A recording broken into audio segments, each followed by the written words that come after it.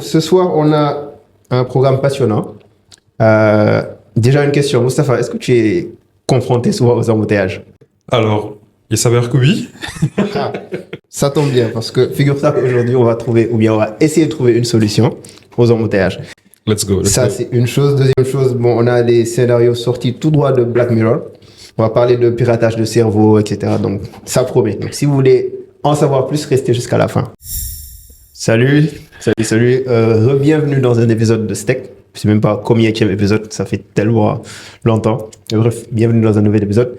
On m'a fait remarquer la dernière fois que je ne me suis pas présenté. Du coup, moi, c'est Bamba Fall, software développeur en freelance. À côté, je suis entrepreneur, fondateur d'une boîte qui s'appelle Bitic. Donc, on accompagne les PME à se digitaliser à travers une solution de gestion commerciale. Donc, on veut devenir le prochain Odoo, SAP, etc. Donc, voilà, c'est ce qu'on fait. Et à côté, je suis animateur de ce talk show à côté de Mustapha. Et donc, voilà. Alors, ça, c'était pour moi. Mustapha, on va le présenter. Les deux Mustapha. Aujourd'hui, on a deux Mustapha en plateau. Donc, le niveau spirituel, il est élevé là actuellement. Comme je le disais, je ne suis pas tout seul aujourd'hui sur ce plateau. On accueille Mustapha Kébé, qui nous fait l'honneur d'être là. Donc, Mustapha, je ne vais pas le présenter, je vais le laisser se présenter. Monsieur Kébé. Merci Bamba. Moi c'est Mustapha Kébé. Je suis ingénieur IoT, doctorant aussi et entrepreneur. Entrepreneur. Il est modeste. Ouais, il est modeste. Il fait un peu le mec humble, quoi. Mustapha, est-ce que je dois te représenter? J'ai envie de dire que pour ceux qui ne me connaissent pas, Vas-y. je ne me présente pas, mais bon. Mustapha Kachab. Mais du coup, voilà, Mustapha Kachab, software ingénieur, associum et en même temps entrepreneur. Donc, je suis cofondateur d'une agence digitale qui s'appelle Galsen Digital. Du coup, voilà, en gros, c'est ça. Super. Voilà.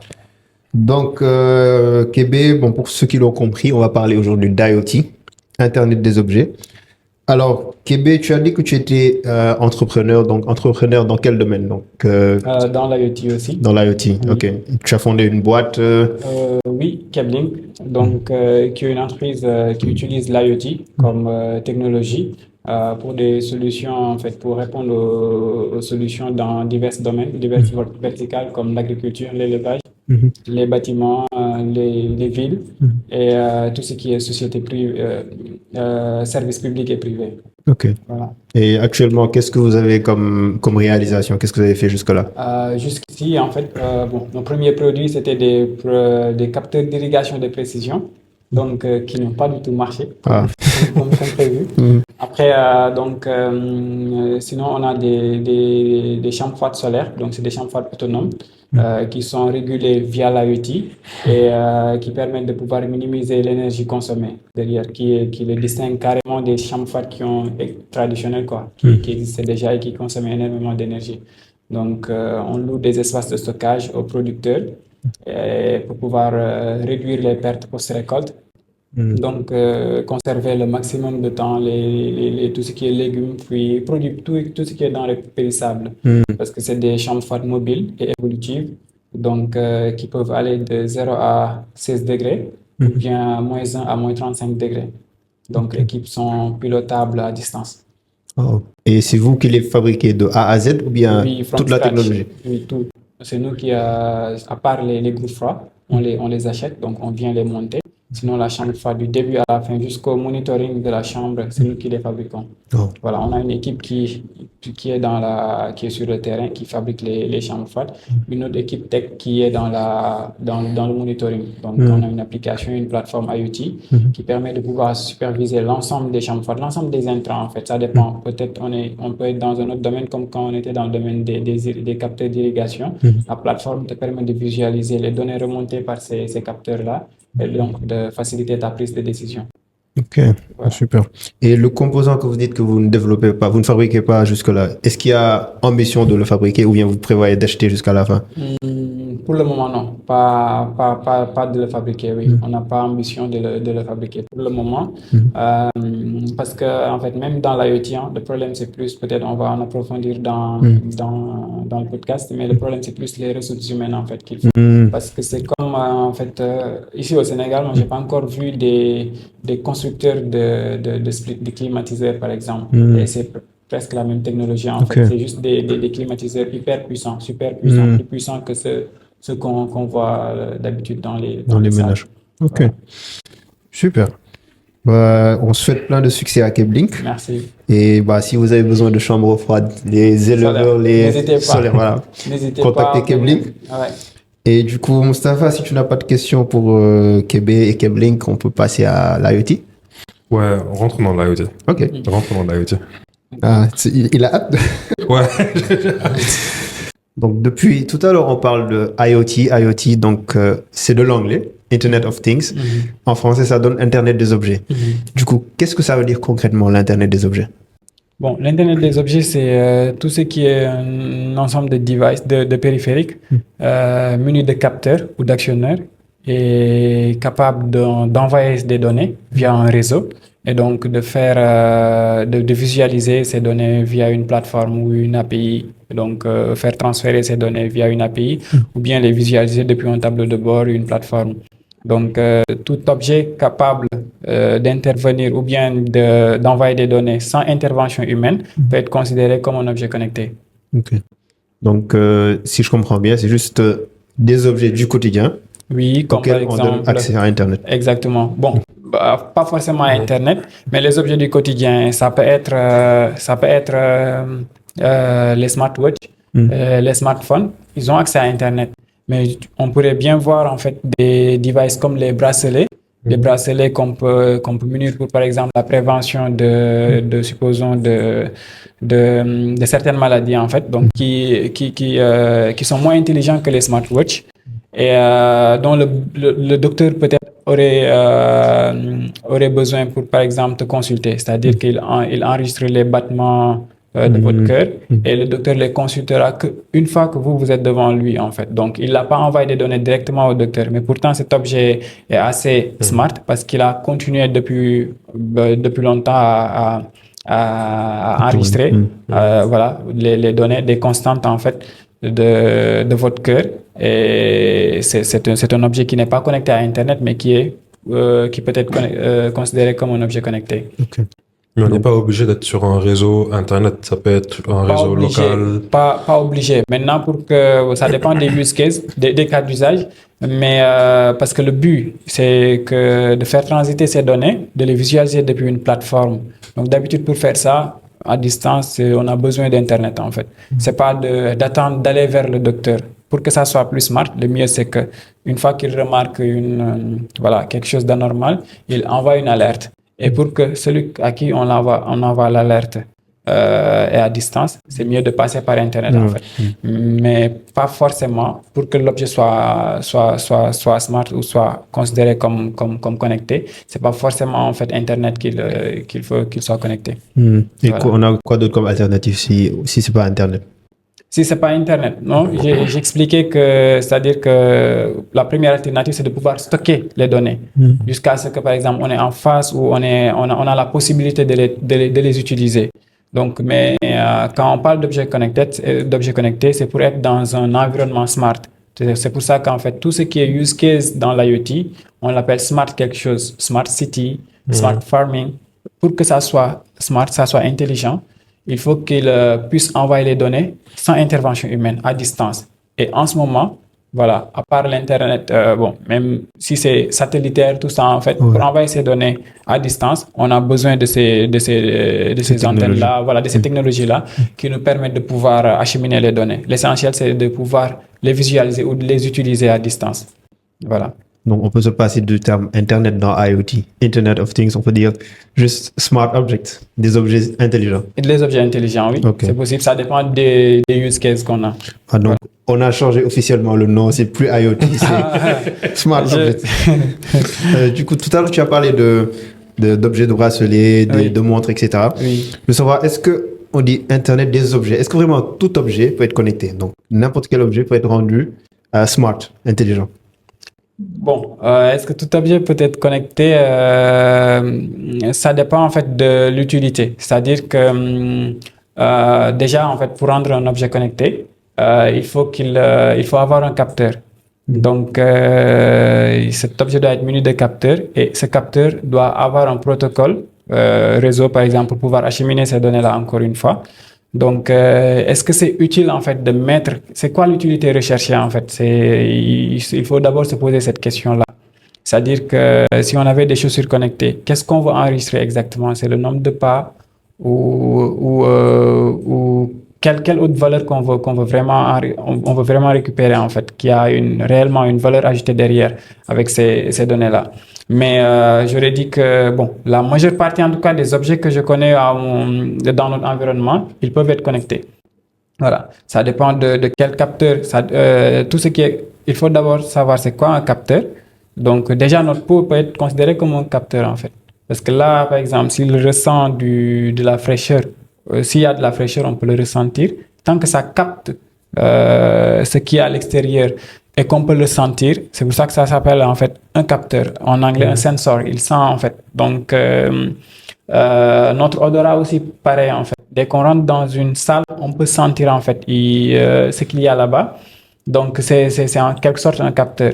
Et pareil pour les yeux. La preuve, en fait, tous ces objets, tous ces concepts-là, en fait, peuvent être représentés de façon minimaliste avec d'autres objets physiques qui peuvent être, par exemple, qui remplacent les yeux, par exemple, dans le cas d'usage d'un aveugle qu'on a, on peut l'aider, donc, à pouvoir marcher, de façon autonome, de façon plus rapide, sans bâton, via, par exemple, des lunettes connectées.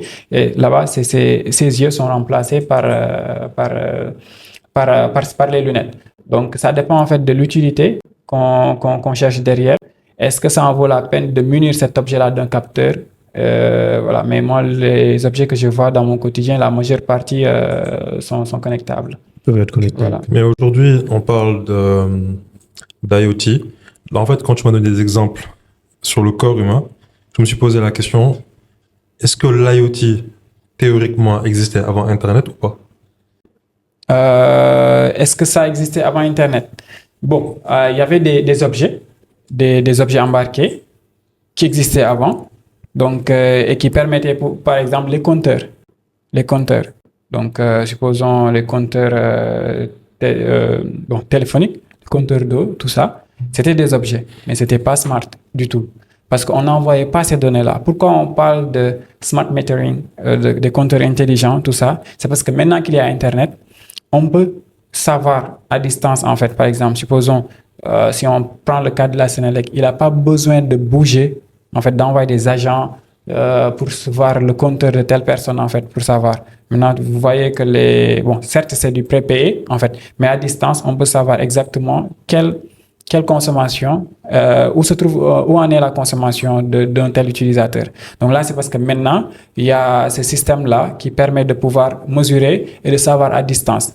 Donc, pareil pour les compteurs d'eau, pareil pour tout ce qui est comptage, en fait. Avant, ils étaient là pour compter.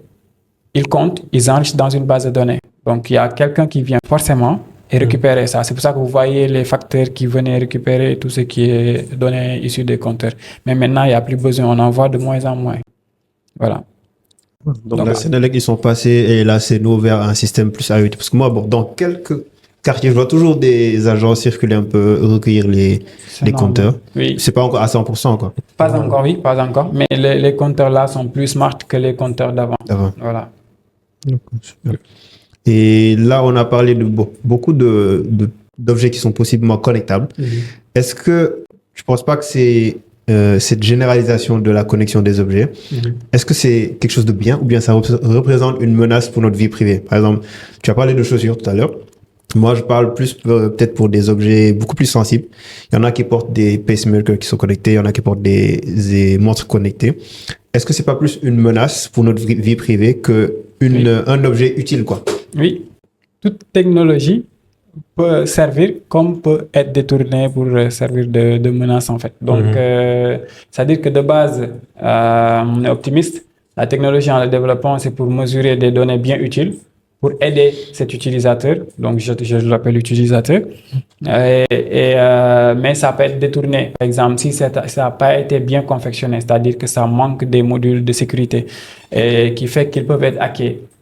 Et comme vous venez de le dire là, si à un moment donné, par exemple, il n'y avait pas assez de protocole, il n'y avait pas assez de sécurité dans cet objet-là, et que par exemple un hacker peut pénétrer donc votre objet et donc lire vos données sensibles, sachant que c'est des données de santé, c'est des données privées, de données sensibles. Voilà, là ça commence à être une menace. Donc et on est dans le domaine de l'IT, il n'y a aucun système qui est infaillible. Donc, c'est juste qu'en concevant son objet, on prend en compte, c'est la base de la base, c'est l'aspect sécurité, en fait, qu'il faut prendre en compte. Peu importe l'utilité de ce qu'il faut faire, de ce que tu veux concevoir, il faut prendre en compte cet aspect-là, parce que ça peut nuire à la vie privée de ton futur utilisateur. Et l'aspect sécurité, est-ce que, chez Keblink, vous le prenez en compte? Parce qu'il y a un concept qu'on appelle le security by design, très utilisé en cybersécurité. Donc, on prend en compte la sécurité à la conception du device. Donc, est-ce que c'est quelque chose que vous faites dans vos chambres froides ou vous n'y avez pas encore pensé? Oui, bien sûr, bien sûr. Ça, c'est automatique, en fait. C'est-à-dire que, avec les ingénieurs, en fait, comment on conçoit ces objets, c'est que, d'abord, on recense en premier. C'est-à-dire que une fois qu'on regarde quel type de microcontrôleur on va utiliser, ce qu'on recense en premier, c'est quel protocole utiliser. Donc, en parlant de protocole de réseau, on pense très souvent, c'est très proche à la sécurité, à l'aspect sécurité. On pense aussi à l'énergie. C'est-à-dire que même ici, le concept de l'énergie peut être détourné, en fait, côté sécurité. C'est-à-dire qu'il y en a des devices, en fait, pour les pénétrer, il faut les décharger. En fait, il faut forcer le déchargement rapide en fait de ce device-là. Donc, il faut prendre en compte beaucoup d'aspects avant de juste parler côté utilité. Tout à l'heure, la question d'avant, en fait, on parlait de c'est quoi l'utilité de l'objet. Mais ici, lors de la conception, ce qu'on pense en premier, c'est la sécurité. Donc, il faut des normes de sécurité au préalable qu'on définit et qu'on remplit dans le cahier de charge avant de commencer, de finir notre MVP. Et vous les testez vous-même, par exemple, vous finissez une chambre froide et vous essayez d'attaquer, ou bien comment vous testez la vulnérabilité? Même pas besoin de le mettre dans la chambre froide, en fait. On peut simuler l'univers de la chambre froide, en fait. Donc, on peut prendre une petite glacière connectée. Voilà. Déjà, l'exemple de la glacière, c'est que il y a en fait, si c'est fermé, donc l'effet du cage de Faraday, en fait, donc ça fait pas passer les ondes comme il faut, en fait. Déjà, donc il n'y a pas les données qui remontent parfois. Il faut que l'objet, par exemple, ait une antenne qui est en dehors de la glacière. Donc, on peut en déduire que ça dépend de l'emplacement de notre capteur. Si le capteur était muni directement, il n'y avait pas de microcontrôleur connecté à côté. Il était muni directement de son antenne. Et il y a des emplacements, il faut le mettre dans la chambre froide. Parce que la chambre aussi est tout aussi fermée. Si c'est une petite chambre comme un conteneur, par exemple, c'est pas de gros entrepôt, mais comme un conteneur frigorifique, à ce moment-là, où placer l'objet et pour recevoir les données. Et puisqu'on est dans un milieu humide aussi, est-ce que l'objet est waterproof? C'est-à-dire que est-ce qu'il résiste à l'eau? Donc, il y a ça. Est-ce que si on le sortait dehors aussi, est-ce que ça résiste au vent et à la lumière du soleil quotidienne? Donc, il y a tout ça qu'on teste en fait. Ça, c'est l'objet en tant que tel qu'on teste avant même de le déployer dans une chambre froide. Et bien sûr, il y aura des tests une fois qu'elles seront acheminées dans la chambre. Mais ces tests-là sont faits bien avant de les utiliser dans les chambres. Okay. Mais aujourd'hui, la question que je voulais poser, c'est que si on remonte sur la sécurité, est-ce qu'il y a des réglementations de manière générale en termes de sécurité dans l'IoT? Si oui, est-ce que c'est des réglementations juste générales ou bien c'est par pays ou bien par domaine dans lequel on applique l'IoT? Comment ça se passe? Oui, il y a des normes et des réglementations. Bon, par contre, par exemple, nous, quand on commençait avec Keblink, il n'y avait pas encore de réglementation côté IoT. J'ai vu qu'il y avait un document généré par la RTP où il y avait différents acteurs qui avaient travaillé pour le cadre légal. Et c'était des entreprises de la place qui sont dans le domaine, donc, et qui avaient besoin de l'IoT.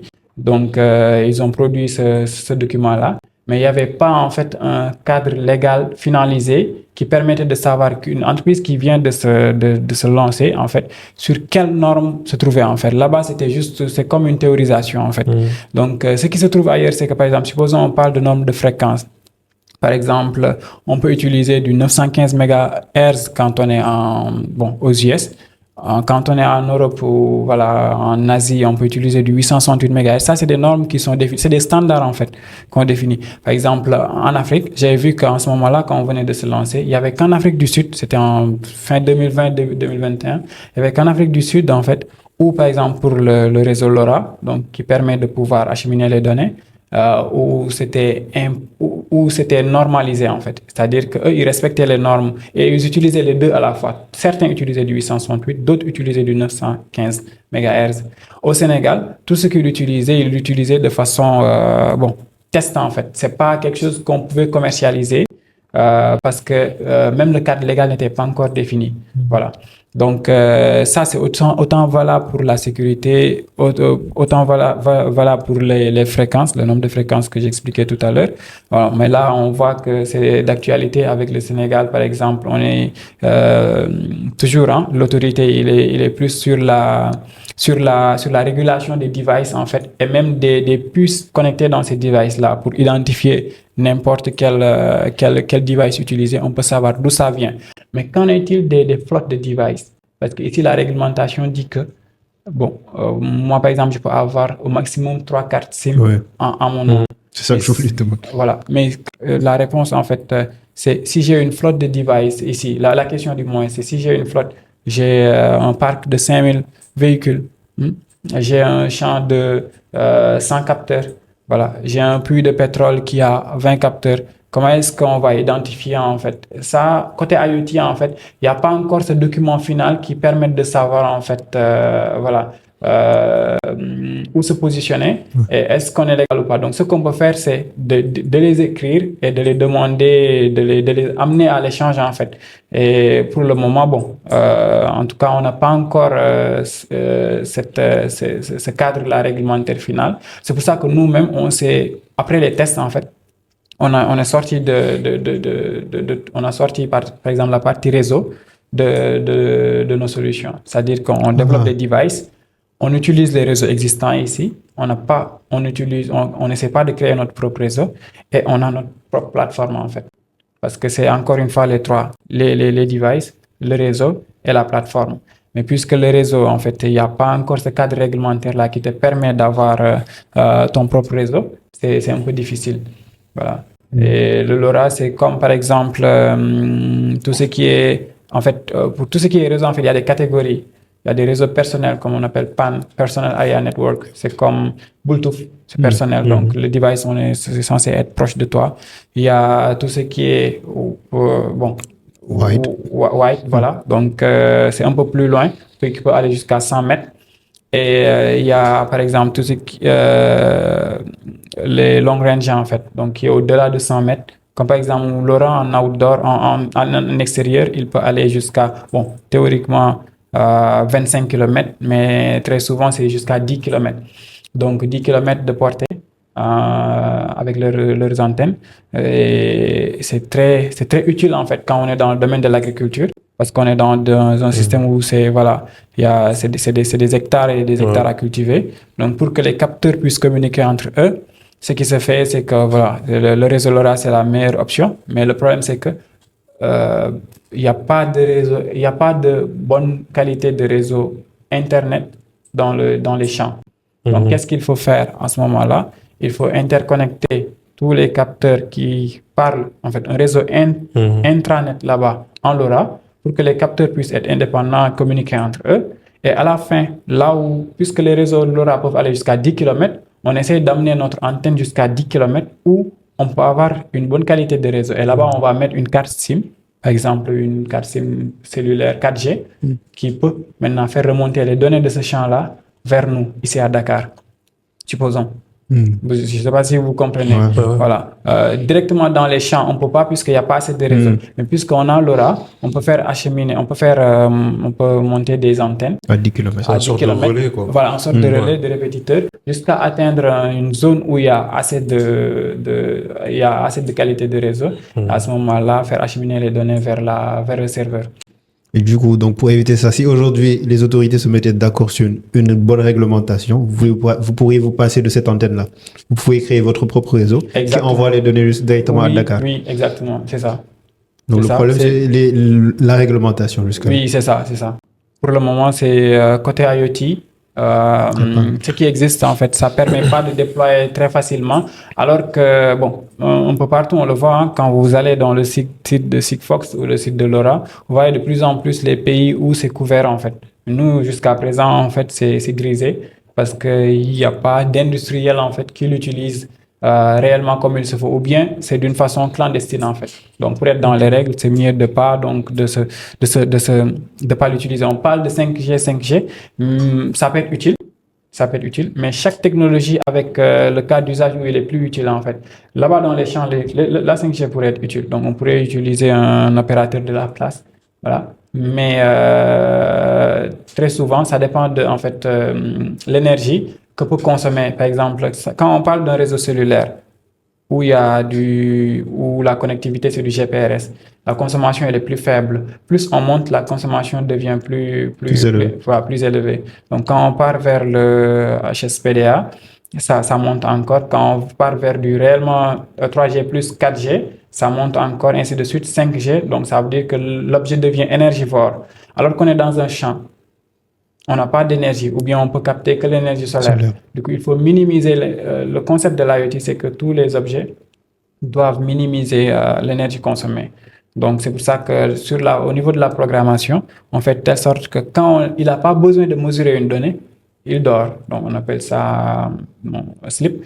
Et dès qu'il sait que, par exemple, il doit mesurer une autre information dans 30 minutes, à ce moment-là, il se réveille. Comme ça, il consomme le minimum d'énergie possible. Donc, il y a certaines technologies où peut-être c'est pas très adapté à cause de leur consommation d'énergie. La 5G pourrait être très utile pour tout ce qui est télémédecine parce que là-bas, il y a de l'énergie, on est dans un bâtiment, il y a assez d'énergie, tout ça.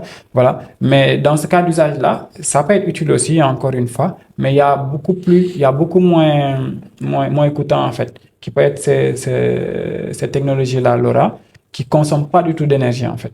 Pas du tout. Voilà. Les objets d'habitude qu'ils utilisent même, en fait, ils ont des batteries avec une durée de vie de 10 à 20 ans. Okay. Et du coup, bon, là, je pense que tu as parlé de plein de problématiques qui sont ici au Sénégal. Oui. Du coup, comme le réseau LoRa qui n'est pas très disponible ici. Et moi, je ne sais pas si vous avez fait le même constat. Je vois qu'au Sénégal, il y a une hype startup en ce moment. Il y a plein de boîtes qui se créent, mais elles sont plus axées dans le software.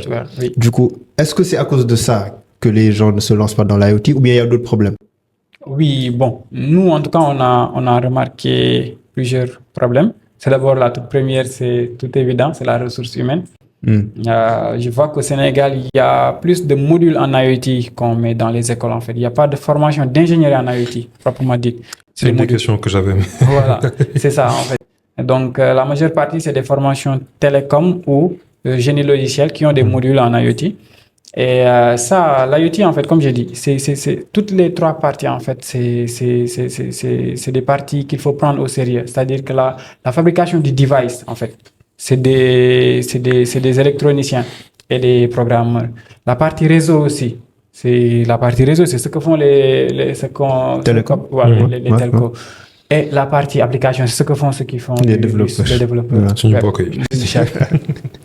Donc, comment, en fait, avec un simple module qui peut durer 30 heures, tu veux que l'étudiant assimile l'IoT pour pouvoir finalement créer une startup ou bien oser créer un device. Voilà. Donc, il y a d'abord le problème de ces ressources humaines-là. Et il y a le problème de coût qui peut être assez élevé. Donc, heureusement, il y a les starter kits. Donc, si on fait du software, on a juste besoin de son laptop. Des fois, même pas d'Internet. Si on a un livre où il y a tout le cours, on peut se munir. On peut ne pas avoir besoin d'Internet. Bon, après, c'est mieux avec Internet. Hein. Donc, si on doit faire du device, du hardware, il nous faut encore un petit investissement. Encore une fois, les starter kits, heureusement, ça coûte pas cher. Ça peut aider à faire un MVP plus rapide. Prototyper le plus rapidement possible. Mais sinon, en fait, les vrais coûts vont venir, en fait, une fois qu'on commence à faire un vrai objet, avec tous les composants électroniques que ça demande, sachant que les composants, ils sont pas coûteux que si tu les achètes à l'échelle. Donc, si tu achètes en masse, c'est à ce moment-là qu'on va te diminuer, par exemple, le coût des composants électroniques.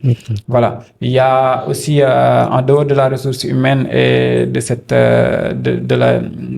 dernière problématique-là, il y a la partie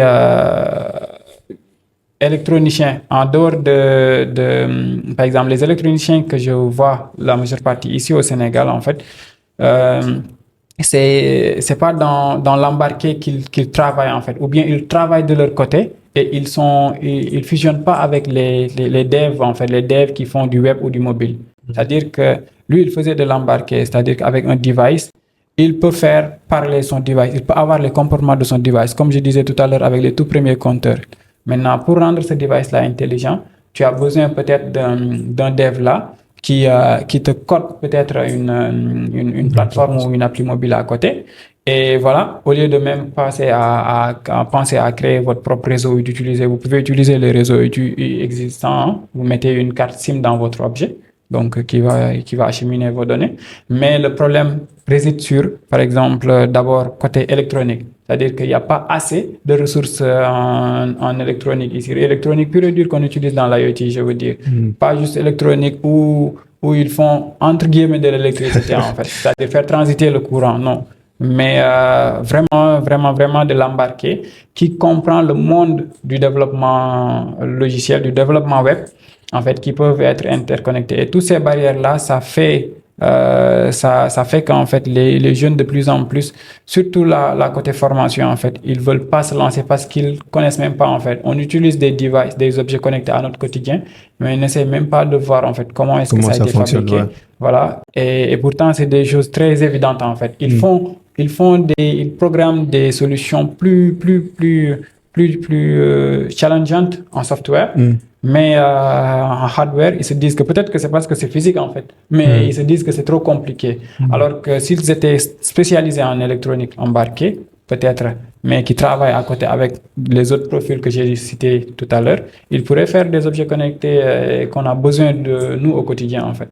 Mais voilà, on remarque que la majeure partie des objets ici proviennent de l'étranger. De l'étranger. Voilà, c'est très rare que nous, on produise nos propres objets ici. Et on pourrait le faire. Bah oui, on peut le faire, mais heureusement qu'on est en train de le faire là, de plus en plus. Ah ouais. Voilà. Ok, bah, moi, je suis de ceux qui pensent que vraiment, le hardware, c'est l'avenir. Bon, on est en train de se tourner vers l'IA, le développement, c'est bien, mais pourquoi pas créer des industries, en fait? Voilà. L'IA derrière sur le hardware, hein. Sans les puissances de calcul. Ouais, c'est vrai, il y a ça aussi. Sans les puissances de calcul, on en est. Même là, comment il s'appelle, Sam Altman, il est en train d'appeler à l'aide, quoi. Ah ouais. Ouais, parce qu'il manque de puissance de calcul. Ouais, de ressources. Bah oui. Parce que là, même moi, j'ai été choqué. Il y a de cela, je pense, 2 semaines, j'étais en train de tester la nouvelle IA générative là. Bon, le nouveau ChatGPT qui génère les images. Ah oui. J'ai pris la version payante, j'ai payé. Je génère 2-3 images. Et après, on me dit qu'il faut attendre 15 minutes avant de générer une nouvelle image. Oui. Alors je me suis dit, mais attends, mais j'ai payé, pourquoi je dois attendre? Et en fait, ils font face à des vrais problèmes de puissance de calcul. Ouais. C'est vraiment un vrai sujet. Donc, le hardware, c'est... Ouais, c'est le même cas pour Claude aussi. Il dit d'attendre 30 minutes, des fois. Ouais. Ça, c'est parce que il y a TSMC qui a le monopole des semi-conducteurs. Du coup, est-ce que nous, bon, pas le Sénégal, mais en Afrique, est-ce qu'on peut fabriquer ce genre de composants? Ça dépend, est-ce que c'est rentable? D'abord, pour fabriquer quelque chose, on est dans le domaine d'une économie, bon, on est dans le monde de l'entrepreneuriat. Est-ce que c'est rentable, en fait? La majeure partie, il y en a beaucoup qui peuvent les faire, mais ils préfèrent aller les acheter en Chine parce que c'est moins cher. Vous verrez dans les smartphones là, comme iPhone, on met design in California, assembly in China. China, ouais. Ouais, ça ne veut pas dire que les Américains ne peuvent pas tout faire aux États-Unis, en fait. Ils vont aller les faire en Chine parce que là-bas, les composants électroniques sont beaucoup moins chers. Voilà. Le coût d'un iPhone, si ça coûte $790, c'est parce qu'en Chine, les composants sont moins chers. Si on faisait tout aux États-Unis, ce qui coûte 790, peut-être pourrait coûter plus de 1000, en fait, plus de $1000. Voilà. Donc, il faut déjà, en termes, parce qu'il y a la ressource humaine là-bas qui est disponible en fait. Ouais. C'est plus, est-ce que c'est très C'est rentable en rentable. termes de, voilà, parce que les Chinois, ils sont en avance en fait côté technologie. Donc, ils peuvent optimiser leurs coûts. Et est-ce que c'est le cas partout ailleurs? En tout cas, moi, je vois que de plus en plus, que ce soit les Ricains ou les Européens, ils continuent d'aller commander ça en Chine. Et pourtant, c'est des électroniciens qui ont plus d'une vingtaine d'expériences, mais quand il s'agit de fabriquer en masse, ils partent en Chine. Tous. Voilà. Wow. Du coup, mais est-ce que ça peut changer? Parce que je me dis, on n'a pas que la Chine. Qu'est-ce qu'ils ont de plus que nous? Est-ce que si nous, aujourd'hui, on se mettait à fabriquer, Qu'est-ce on qu'ils serait ont de pas- plus que nous? J'aimerais bien répondre à cette question-là. C'est Parce qu'il y déjà... il y a tout un écosystème hein, qui est différent. Et aussi même la main-d'œuvre, en fait, une main-d'œuvre qualifiée. C'est-à-dire que. Et ça, c'est juste de la formation. Oui, mais est-ce que. J'ai parlé tout à l'heure des modules d'IoT. Vous prenez quelqu'un qui est à l'université, qui est dans un cursus, qui fait dans l'IoT un seul module d'IoT, en fait. Voilà. Comment est-ce qu'il va savoir, en fait, comment concevoir ces objets-là? C'est-à-dire que la Chine, ou même tous ces pays-là occidentaux, ils commencent, en fait, avec la programmation dès le plus jeune, le bas âge, en fait. Donc, à 8 ans, 9 ans, ils ont commencé. Ici, c'est pas le cas. Moi, je le dis à mon entourage, mes petits frères, cousins, petits cousins, tout ça. Quand ils ont 8 ans, tout ça, là, que c'est mieux de les initier à ça que de les laisser aller dans les games, tout ça. Les games, c'est bien, c'est divertir, mais il faut qu'ils commencent à aider leur cerveau à savoir, en fait, comment réfléchir, comment la logique marche, en fait, dès ce bas âge-là. Ça leur permet d'être créatifs, en fait. Et si tu sors avec, par exemple, 5000 jeunes, 5000 enfants qui sont sortis avec ce système-là, qui ont connu l'algorithmique avant qu'ils ont 15 ans, c'est forcément qu'ils auront des Mark Zuckerberg très facilement. Ouais. Là-bas, chaque année, tu verras au Silicon Valley, en fait, un nouveau Mark Zuckerberg. Mais ici, c'est normal qu'il n'y en a pas, en fait. On consomme des produits de marque, mais... On n'est pas marque. oui. On produit pas des marques, en fait, des Mark Zuckerberg ou des Steve Jobs, parce que, tout simplement, eux, on les a aidés. Bon, les développeurs, peut-être Steve Jobs même, c'est pas le bon exemple, mais en tout cas, ces développeurs-là, ils ont commencé, ils ont été créatifs. Dès le début, ils ont été encadrés. Donc, c'est pas que juste tu as 25 ans, tu es déjà, entre guillemets, bon, je ne vais pas décourager, mais entre guillemets, déjà vieux et on veut te forcer à réfléchir. Au Sénégal, jusqu'à 40 ans, tu es jeune. Jeune Sénégalais, Oui, 40 ans. Et à ce moment-là, tu vas aller voir en fait comment un objet marche, comment est-ce que en fait, par exemple, le courant passe d'un circuit à l'autre. En fait, trop tard. Comment est-ce qu'on, voilà, en fait, c'est la probabilité qu'il soit réellement un génie pour créer un produit qui est utilisé mondialement est faible. En fait. Voilà. Là-bas, la probabilité est plus élevée. Et donc, puisque la moyenne a cette compétence, en fait, tout le monde peut faire ça. En Chine, un petit bureau, c'est plein de 10 électroniciens. Et du coup, le coût est très bas, ce qu'on les paye. Vous pouvez les voir, en fait, ce qu'on les paye pour faire des choses qui sont hyper challengeantes ici. C'est rien du tout. Parce que là-bas, tout le monde sait le faire. Si tu refuses, quelqu'un d'autre va le faire. Ici, c'est tout le contraire, en fait. Ici, c'est pour trouver un électronicien, pour trouver quelqu'un qui est bon en programmation, il faut remuer tout. Voilà. C'est vrai que là-bas aussi, quand tu nais dans la technologie, c'est différent, quoi. Oui, c'est différent. Parce qu'aujourd'hui, tu démystifies beaucoup de choses. Exactement. C'est-à-dire tu joues avec les cartes Arduino. C'est ça. Tu dis, OK, tu comprends un peu le concept de capteur, comment fonctionnent certaines choses. C'est exactement du coup, ça attise même ta curiosité. Tu vois, un truc. Tu dis, mais comment ça fonctionne? Et après, tu peux commencer à faire des recherches, à essayer de reproduire ça. Déjà avec les Lego. On te montre un petit robot, une voiture, tu le démontes pour voir comment est-ce que ça fonctionne là, pour voir comment est-ce qu'on l'a monté. Tu remontes en fait un autre robot plus gigantesque que le premier, ainsi de suite. Là, tu sors du Lego, tu pars dans un langage comme Scratch en fait, pour faire des robots en programmation en fait pour les enfants. Donc là aussi, c'est eux-mêmes en fait, avec des glissés-déplacés, des modules en fait, ils interconnectent ça pour avoir un produit final. Ils voient comment ça marche. Là, après, encore une fois, ils poussent plus loin pour faire de l'Arduino. D'abord, ils font du C ou C++, ça dépend, ou même du Python. On peut faire du Python avec. Et avec ça, en fait, ils peuvent programmer leurs propres objets. Donc, au moins, en fait, toi qui commences ça dès tes 18 ans, 25 ans, ça peut pas être comparable à celui qui a commencé depuis qu'il a ses 8 ans, en fait. Son esprit est déjà habité, a déjà l'habitude, en fait. Voilà. Donc, ils sont pas mieux que nous, oui, mais en fait, je me dis que la volonté est là, mais l'Afrique, en tout cas, pourrait rattraper ce gap-là uniquement à ce moment-là où il y a la technologie, elle est assez devenue évidente, mais on le met pas en fait, on l'utilise pas. Par exemple, pour les enfants, on leur donne des smartphones, on les laisse scroller sur YouTube. TikTok. C'est tout. En fait, je me dis que c'est pas dans ce sens-là en fait qu'il fallait l'utiliser. La technologie était le seul moyen, en tout cas, à mon humble avis, pour l'Afrique de se rattraper des autres actuellement là. Mais malheureusement, on y a accès. On a accès à la technologie. Tout le monde a des smartphones presque. Tout le monde a accès à Internet presque, entre guillemets. Hein. Je pèse mes mots. Mais on l'utilise, certains l'utilisent pour étudier, d'autres pour se divertir. Mais est-ce que réellement nos enfants l'utilisent pour étudier comme il faut? C'est pas, quand je dis étudier, c'est pas juste faire des cours en ligne. C'est pas utiliser la technologie pour faire des cours en ligne. Non, je parle pas de ça. Ça, tu pouvais faire.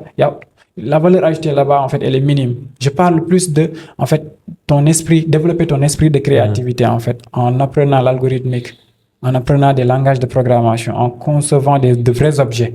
Les objets que vous voyez, les climatiseurs qui viennent de la Chine, c'est des humains qui l'ont fait. Voilà. C'est pas voilà, qui l'ont conçu.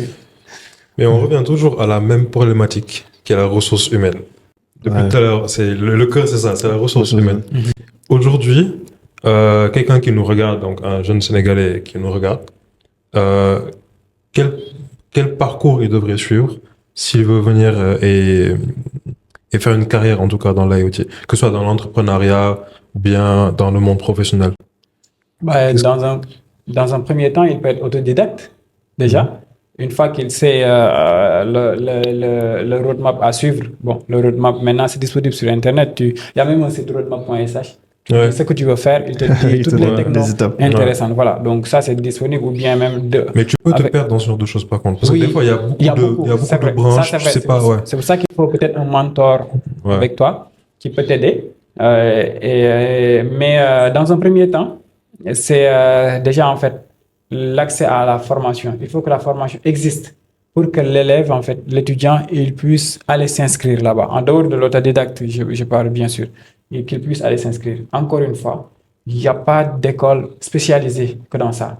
Je vois de plus en plus, ça dépend. Ici, on aime trop les buzzwords, c'est-à-dire IA. C'est la hype en ce moment. Du coup, en cybersécurité, il y a des écoles spéciales cybersécurité, spéciales IA. J'ai vu tout à l'heure même une école IA and cybersécurité. Donc, c'est parce que c'est des écoles en fait qui se disent pourquoi plus que tout le monde parle de ça. Il y a des professeurs qui peuvent en enseigner. Pourquoi pas ouvrir une formation, comment se lancer une formation sur ça. Mais j'ai pas encore vu, en tout cas ici au Sénégal, une école purement IoT qui te forme des ingénieurs en IoT. Encore une fois. Donc, du coup, nous qui sommes dans l'IoT, comment on fait pour avancer? Moi, de mon côté, ce que je fais, c'est que je pars dans les écoles, je propose des cours d'IoT, donc sur plusieurs années, et quand ils finissent, je les recrute. C'est lent, mais c'est une solution. C'est la solution tampon pour le moment. Voilà. Mais tu pourrais aussi, peut-être, former les gens sur Internet, comme YouTube ou bien d'autres plateformes. Oui, mais ça demande du temps. Ça demande du temps. Et voilà. En tant qu'entrepreneur, là, je manque de temps, en tout cas pour le moment, pour le faire. Peut-être qu'il y aura d'autres ingénieurs IoT ou qui s'y connaissent qui vont le faire. Mais pour moi, actuellement... L'équation du temps, c'est la problématique de tous les entrepreneurs. C'est compliqué. Personnel. Mais toi, par exemple, aujourd'hui, ton parcours, comment est-ce que tu es tombé dans l'IoT? Comment est-ce que j'y suis tombé? Déjà, moi, de base, je faisais de la télécommunication. Et en le faisant, je me rendais compte que mes notes étaient plus hautes en programmation, dans les matières de programmation, que les matières vraiment de télécom, c'est-à-dire les matières de télécom comme transmission numérique, maths, physique. J'avais des notes moyennes, quoi. Et dans les matières de programmation, j'avais de très bonnes notes, quoi. Et donc, je me voyais que j'avais plus d'appétence en programmation. Quand j'ai un projet de programmation, je fais tout mon possible pour le finir, pour voir que ça marche. On voit le résultat. Là-bas, c'était trop théorique. On te parle de maths. Certes, il y a des mesures. Voilà, on faisait de la transition numérique, il y a des mesures, tout ça. Mais la programmation, je vois les résultats. Surtout quand on vient de lancer notre première commande, notre première terminale avec Ouais. C, le Hello World. Hello Ça, tu vois World. que c'est concret, en fait, ce que tu fais. Là-bas, avec des devices, tu fais des mesures, voilà. Mais du coup, je me suis dit que je vais aller me focaliser sur la programmation. Donc, j'avais déjà un projet entrepreneurial en ce moment-là. C'était en licence 3. Du coup, je suis allé à l'étranger. J'ai commencé une formation qui continuait toujours sur la programmation, mais avec un aspect de management, donc MIAGE, méthode informatique appliquée à la gestion des entreprises. Donc, en faisant ça, je continuais d'écrire sur mon projet informatique qui était de travailler en fait de faciliter l'agriculture en tout cas au pays. Donc Ok. j'avais décidé que dès que j'ai fini, je vais retourner pour travailler, pour me lancer dans ça.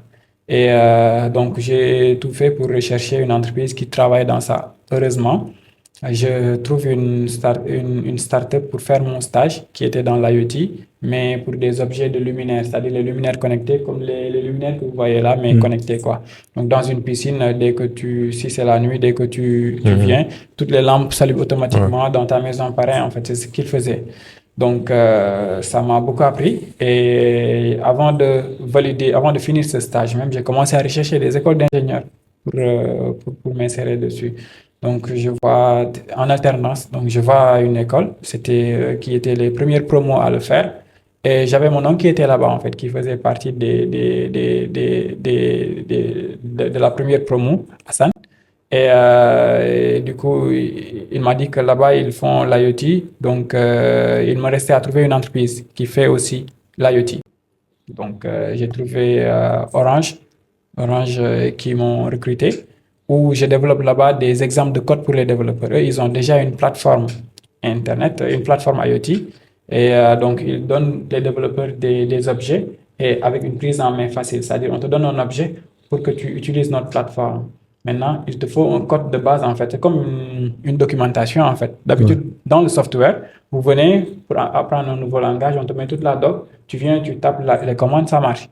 Ici, c'est côté hardware. On te donne un objet, on te dit que si tu utilises ce code-là, c'est pour flasher le firmware. Si tu utilises ça, c'est pour mettre à jour ceci, ainsi de suite, ainsi de suite. Donc, cette prise en main-là, c'est ça que j'étais chargé de faire, en fait, de base, animer la communauté des développeurs, donc de voir dans tous les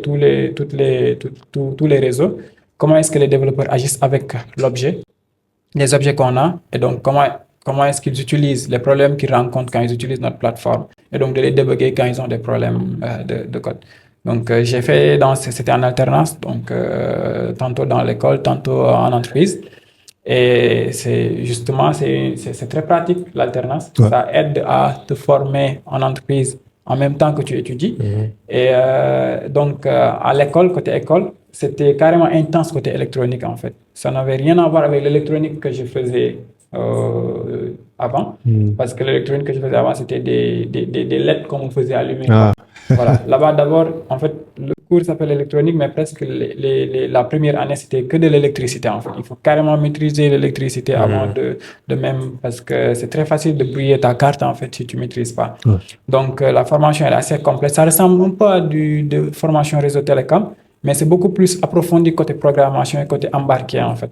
Ok. Donc, presque tout ce qu'on faisait à l'école, je pourrais le réutiliser parce que finalement, en fait, le poste en entreprise, c'était en fait d'être assez créatif et de proposer des solutions soi-même, en fait. Parce que Orange, c'était une entreprise qui était présente dans les salons de Smart Industry. Par exemple, on parle d'un forum.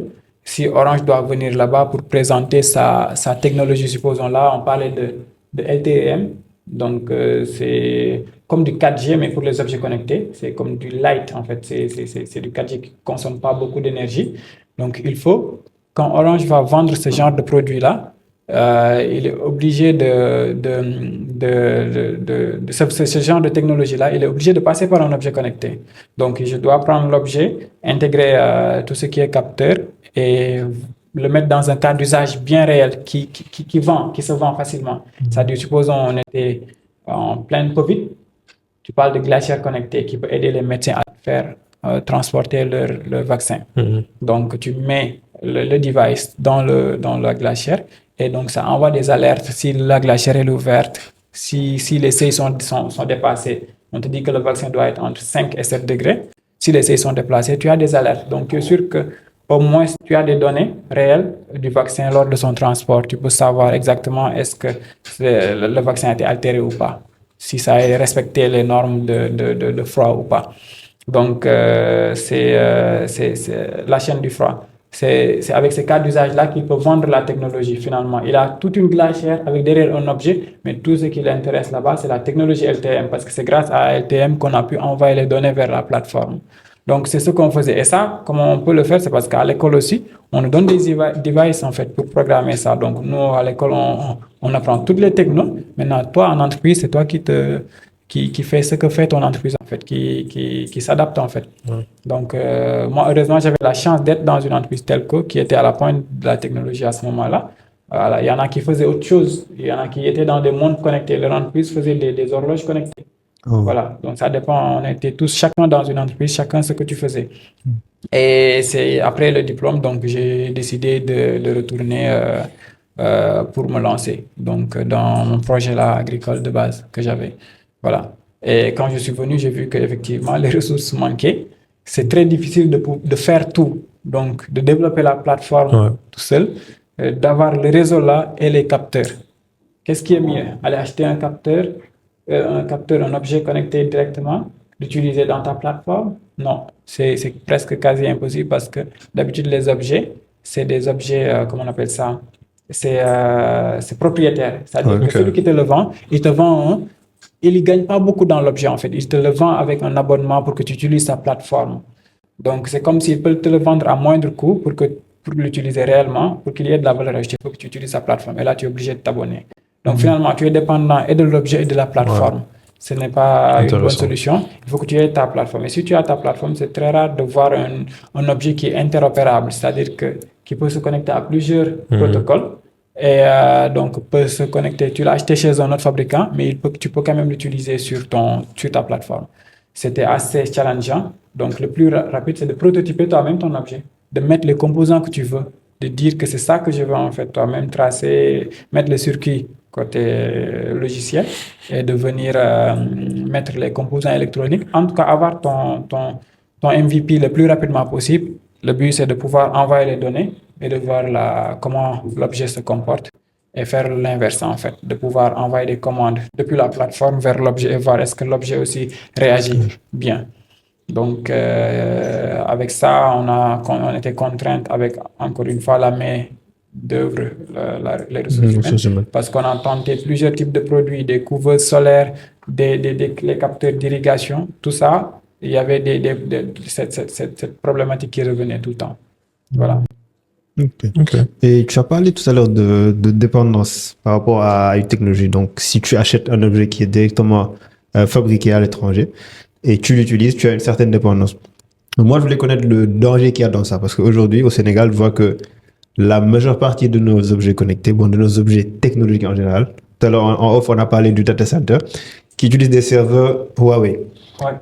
Nos caméras de surveillance aussi, je pense à la même chose. Récemment, j'ai vu sur LinkedIn, je pense la gendarmerie ou la police, ils ont acheté des drones. Donc, toutes ces technologies, elles ne sont pas fabriquées ici. Donc, quel est le danger de cette dépendance-là? C'est la data, en fait. C'est ceux qui gèrent nos data, en fait. C'est-à-dire que, en fait, on n'est jamais souverain si on laisse à quelqu'un d'autre gérer nos données de transit.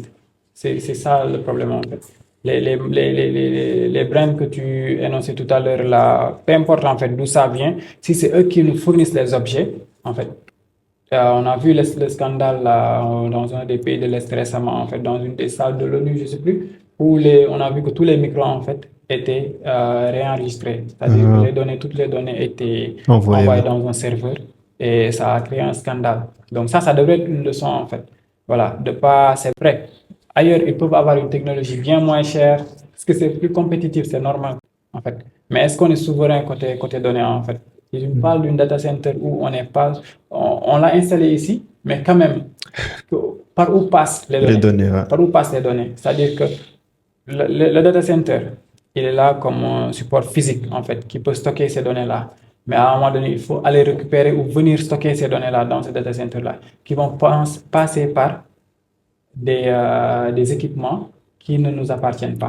Est-ce que ces équipements-là n'altèrent pas ces données? Est-ce que ces équipements ne font que relayer réellement? On se pose la question. Comme on n'a pas la main de pouvoir comment ça fonctionne, donc on ne sait pas exactement ce qui se passe à l'intérieur. Oui. Toi, si tu conçois, tu peux savoir est-ce que réellement ces objets font que relayer ou peuvent, parce qu'on n'est pas sûr aussi. On n'a pas fait du reverse engineering sur ces objets-là, donc on ne sait pas. Mais la question se pose en fait. Est-ce que réellement, si on utilise n'importe quel équipement qui vient d'ailleurs, est-ce qu'on est souverain côté données? Voilà. Je pense qu'il y avait même au Liban un jour où il y avait des talkies, je sais plus, c'était des talkie-walkie, des objets en fait qui ont explosé. Tu vois, là, je pense que c'est un exemple concret. Oui. Ils savaient pas ce qu'il y avait derrière, alors que en fait, derrière, bon, Israël était derrière, quoi. Ah, voilà. Et eux, ils savaient pas. Voilà, parce qu'ils ont juste acheté. Donc ça, c'est Voilà. peut-être qu'un jour, nos objets qu'on utilise, s'il y a un conflit avec un pays, peut-être qu'en fait, c'est un très bon exemple. voilà, on est en danger, quoi, potentiellement. Ouais. Parce qu'on n'est pas forcément souverain des éléments qu'on a. C'est exactement ça. Wow. Ça peut aller loin, hein. Très loin, c'est vrai. Là, maintenant, j'y pense. Ouais. Même le téléphone qu'on a dans la poche. Bah oui. On ne sait pas ce qui se passe vraiment à l'intérieur. Ouais. Waouh. Donc, il faut vraiment qu'on commence à produire. Et malheureusement, ça revient au problème de ressources humaines. Est-ce qu'il y a des communautés, par exemple, l'épisode dernier qu'on tournait avec Dergen, donc par rapport à Gas AI, c'était la plus grande communauté en termes d'IA. Ouais. Est-ce qu'il y a un similaire aujourd'hui en IoT? Gas IoT. Ouais. Moi, j'en connais pas, mais je vois quand même quelque chose que j'aime beaucoup. C'est en tout cas quelqu'un qui encadre, ils sont deux même qui encadrent des jeunes. L'un, il encadre des jeunes, il a même commencé à le faire dans des écoles. Je ne me rappelle plus de son nom, mais en tout cas, ils utilisent aussi tous les starter kits là. Et l'autre aussi, pareil, en fait, il a même, comment on appelle ça, un genre de campus formel. Ouais, donc, ces jeunes-là, ça va créer un réseau, en fait, une communauté. Après.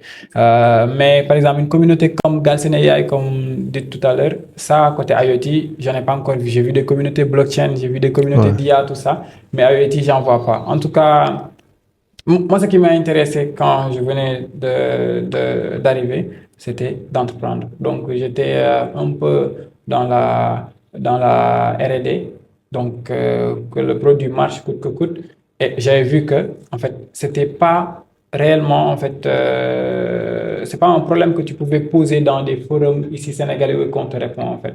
C'est la majeure partie de ceux qui pourraient te répondre, c'était encore une fois, des étrangers. Et même leurs normes peut-être sont différentes de nos normes. Encore une fois, ça revient le cadre légal. Par exemple, eux, ils peuvent bien recadrer leur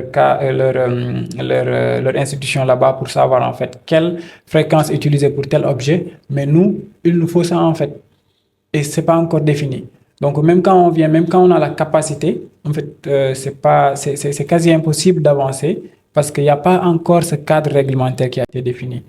Ça devrait être fait en amont en fait. Il faut aller être à la pointe pour anticiper sur ça et savoir que les jeunes vont venir avec ces compétences-là et qu'il y aura certainement de futurs industriels qui vont vouloir créer tel ou tel objet. Et pour ce faire, il faut un cadre pour régulariser tout ça. Malheureusement, il y en a. Mais ça, est-ce que ça a été pris en compte dans le New Deal technologique? C'est ce que je voulais demander. Bon, dans le New Deal technologique, j'ai regardé, c'est ce qui m'intéressait le plus, la partie IoT et IA. Donc, j'avais envoyé une lettre, moi, au ministère de la communication pour en discuter plus, en fait, parce qu'il y a une partie où presque, en fait, ils l'ont mis comme une technologie innovante, en fait. C'est pas un domaine, en fait, à part. En fait, ils l'ont mis à côté de plusieurs autres technologies, en fait, sans pour autant savoir que c'est carrément un domaine à part. C'est-à-dire que ça nécessite les trois domaines de l'IoT, en fait. Tout ce qui est device, tout ce qui est réseau, tout ce qui est plateforme et API, en fait, ça peut pas être mis à côté, par exemple, de la cybersécurité. L'IoT en tant que tel a une sécurité assez sensible qu'il faut prendre en compte. La sécurité, c'est une branche à part, mais en fait, l'IoT en tant que tel, sachant que le niveau de technologie, où est-ce qu'on va aller plus industrialiser, en fait, je me dis que ce serait mieux de le mettre plus en valeur, en fait. Donc, j'avais envoyé une lettre, en fait, pour donner mon aide. Bon, après, j'avais pas encore de réponse, mais c'est pour dire que moi, en tout cas, j'ai confiance en ce gouvernement-là parce qu'ils sont ils ont plus d'appétence vers La technologie. vers la technologie. Donc, je me dis que peut-être ils savent pas, mais s'ils savaient ou s'ils seront au courant, ils vont agir. Voilà. Donc, que chacun reste sur ce qu'il est et travaille sur ce qu'il est et que essaye de faire en fait ce qu'il a à faire il peut travailler en communauté comme dans son coin, mais en tout cas essayer de bâtir en tout cas quelque chose même dans son coin. Ça peut être utile tôt ou tard. Si c'est pas une recherche doctorale que va utiliser notre entreprise ou d'autres personnes, ça peut être un produit fini qui peut être réutilisé par toi en fait. Bien sûr. Et là, on y arrivera. Moi, j'ai confiance en ces jeunes-là que je vois qu'on forme là, les jeunes que je dis là je me rappelle pas de l'un des campus, mais l'autre il s'appelle Nuhu, je sais plus là, en tout cas Nuhu Traoré, quelque chose là. Ils forment des jeunes et ça, j'ai confiance en ces jeunes-là. Je sais qu'il y aura beaucoup d'industriels parmi eux. Voilà. Et eux, la partie positive, c'est qu'ils ont commencé en primaire là. Ils sont très jeunes. Voilà. Ok, donc ça bouge un peu ça bouge Est-ce qu'ils vont lentement. pas quitter le pays? Parce que je pense qu'il y a cette problématique-là aussi. Parce que ces gens-là, parce que c'est vrai que ça m'est arrivé quelquefois de voir peut-être des jeunes, qui jouent un peu avec l'IoT, mais très souvent, je pense que c'est des jeunes aussi qui finissent pas leurs études ici, quoi. C'est-à-dire, par exemple, des fois, ils ont le bac, ils partent à l'extérieur, après ils restent là-bas. Est-ce que cette problématique-là, c'est une problématique qu'on retrouve aussi en IoT au Sénégal? Oui, bon, honnêtement, oui, je vois quelques jeunes en fait qui font des produits. Encore une fois, c'est des produits en fait dérivés des starter kits. En tout cas, la majeure partie de ce que je vois. Ouais. À part, j'ai vu des jeunes qui ont fait des drones récemment. Ouais. Voilà, ça c'est un produit fini carrément. C'est un prototype certes, mais c'est pas tout fait de microcontrôleurs qui peuvent pas résister au vent ou à la pluie, tout ça en fait. Voilà. Donc ça c'est de vrais produits finis qu'on peut parfaire très facilement. Par contre, la majeure partie de ces jeunes-là qui jouent avec l'IoT et qui ont des produits finis, parce qu'il y a beaucoup de cas d'usage en fait. Tu vois des gens qui vont faire une station de météorologie qui te disent que voilà, ils font de l'IoT. C'est de l'IoT, c'est vrai. Et tu vois un autre jeune qui va te parler en fait d'une canne intelligente qui permet à un aveugle de marcher ou bien d'une lunette intelligente. Ça dépend. Il y a énormément de use cases. Il y en a plus de 1000. On ne peut pas les énumérer ici. Donc tout ça, ça suscite un intérêt. Maintenant, qu'est-ce qui peut retenir ces jeunes-là? Ça, c'est en dehors de l'IoT, en fait. Ça, c'est, je sais pas, par quel moyen il est parti? Avec une bourse? Pourquoi pas l'encadrer s'il finit d'écouler sa bourse de revenir? Ça, c'est en dehors. Ça, c'est le problème que rencontrent tous, la fuite des cerveaux, en fait. Tous les autres domaines, en fait. Dans l'IoT carrément proprement dit, en fait, il n'y a pas assez, en tout cas, de jeunes qui travaillent dans ça et qui fournissent de vrais produits réels, en fait, de vrais produits. Et c'est ce qui est dommage actuellement. Voilà. Mais je pense que, comme il a dit, on voit plus de problèmes dans l'IoT parce que la fuite des cerveaux, certes, nous, dans notre domaine, en dev, maintenant, je pense que ça va. Il y a plein de boîtes d'ingénierie où tu peux être développeur. Mais est-ce que le problème, c'est pas plus, il n'y a pas d'entreprises qui sont spécialisées IoT? Moi, aujourd'hui, je connais que Keblink. Le reste, c'est peut-être des startups comme celui qui a créé le drone. Donc, il y a plus de ces entreprises-là à l'étranger. Est-ce que c'est pas ça qui les... Oui, mais s'ils font l'IoT, ils ne sont pas obligés de travailler que dans des entreprises qui sont spécialisées dans l'IoT. C'est-à-dire que je vous ai parlé tout à l'heure de Orange. C'était Orange France, mais Orange au Sénégal, ils peuvent...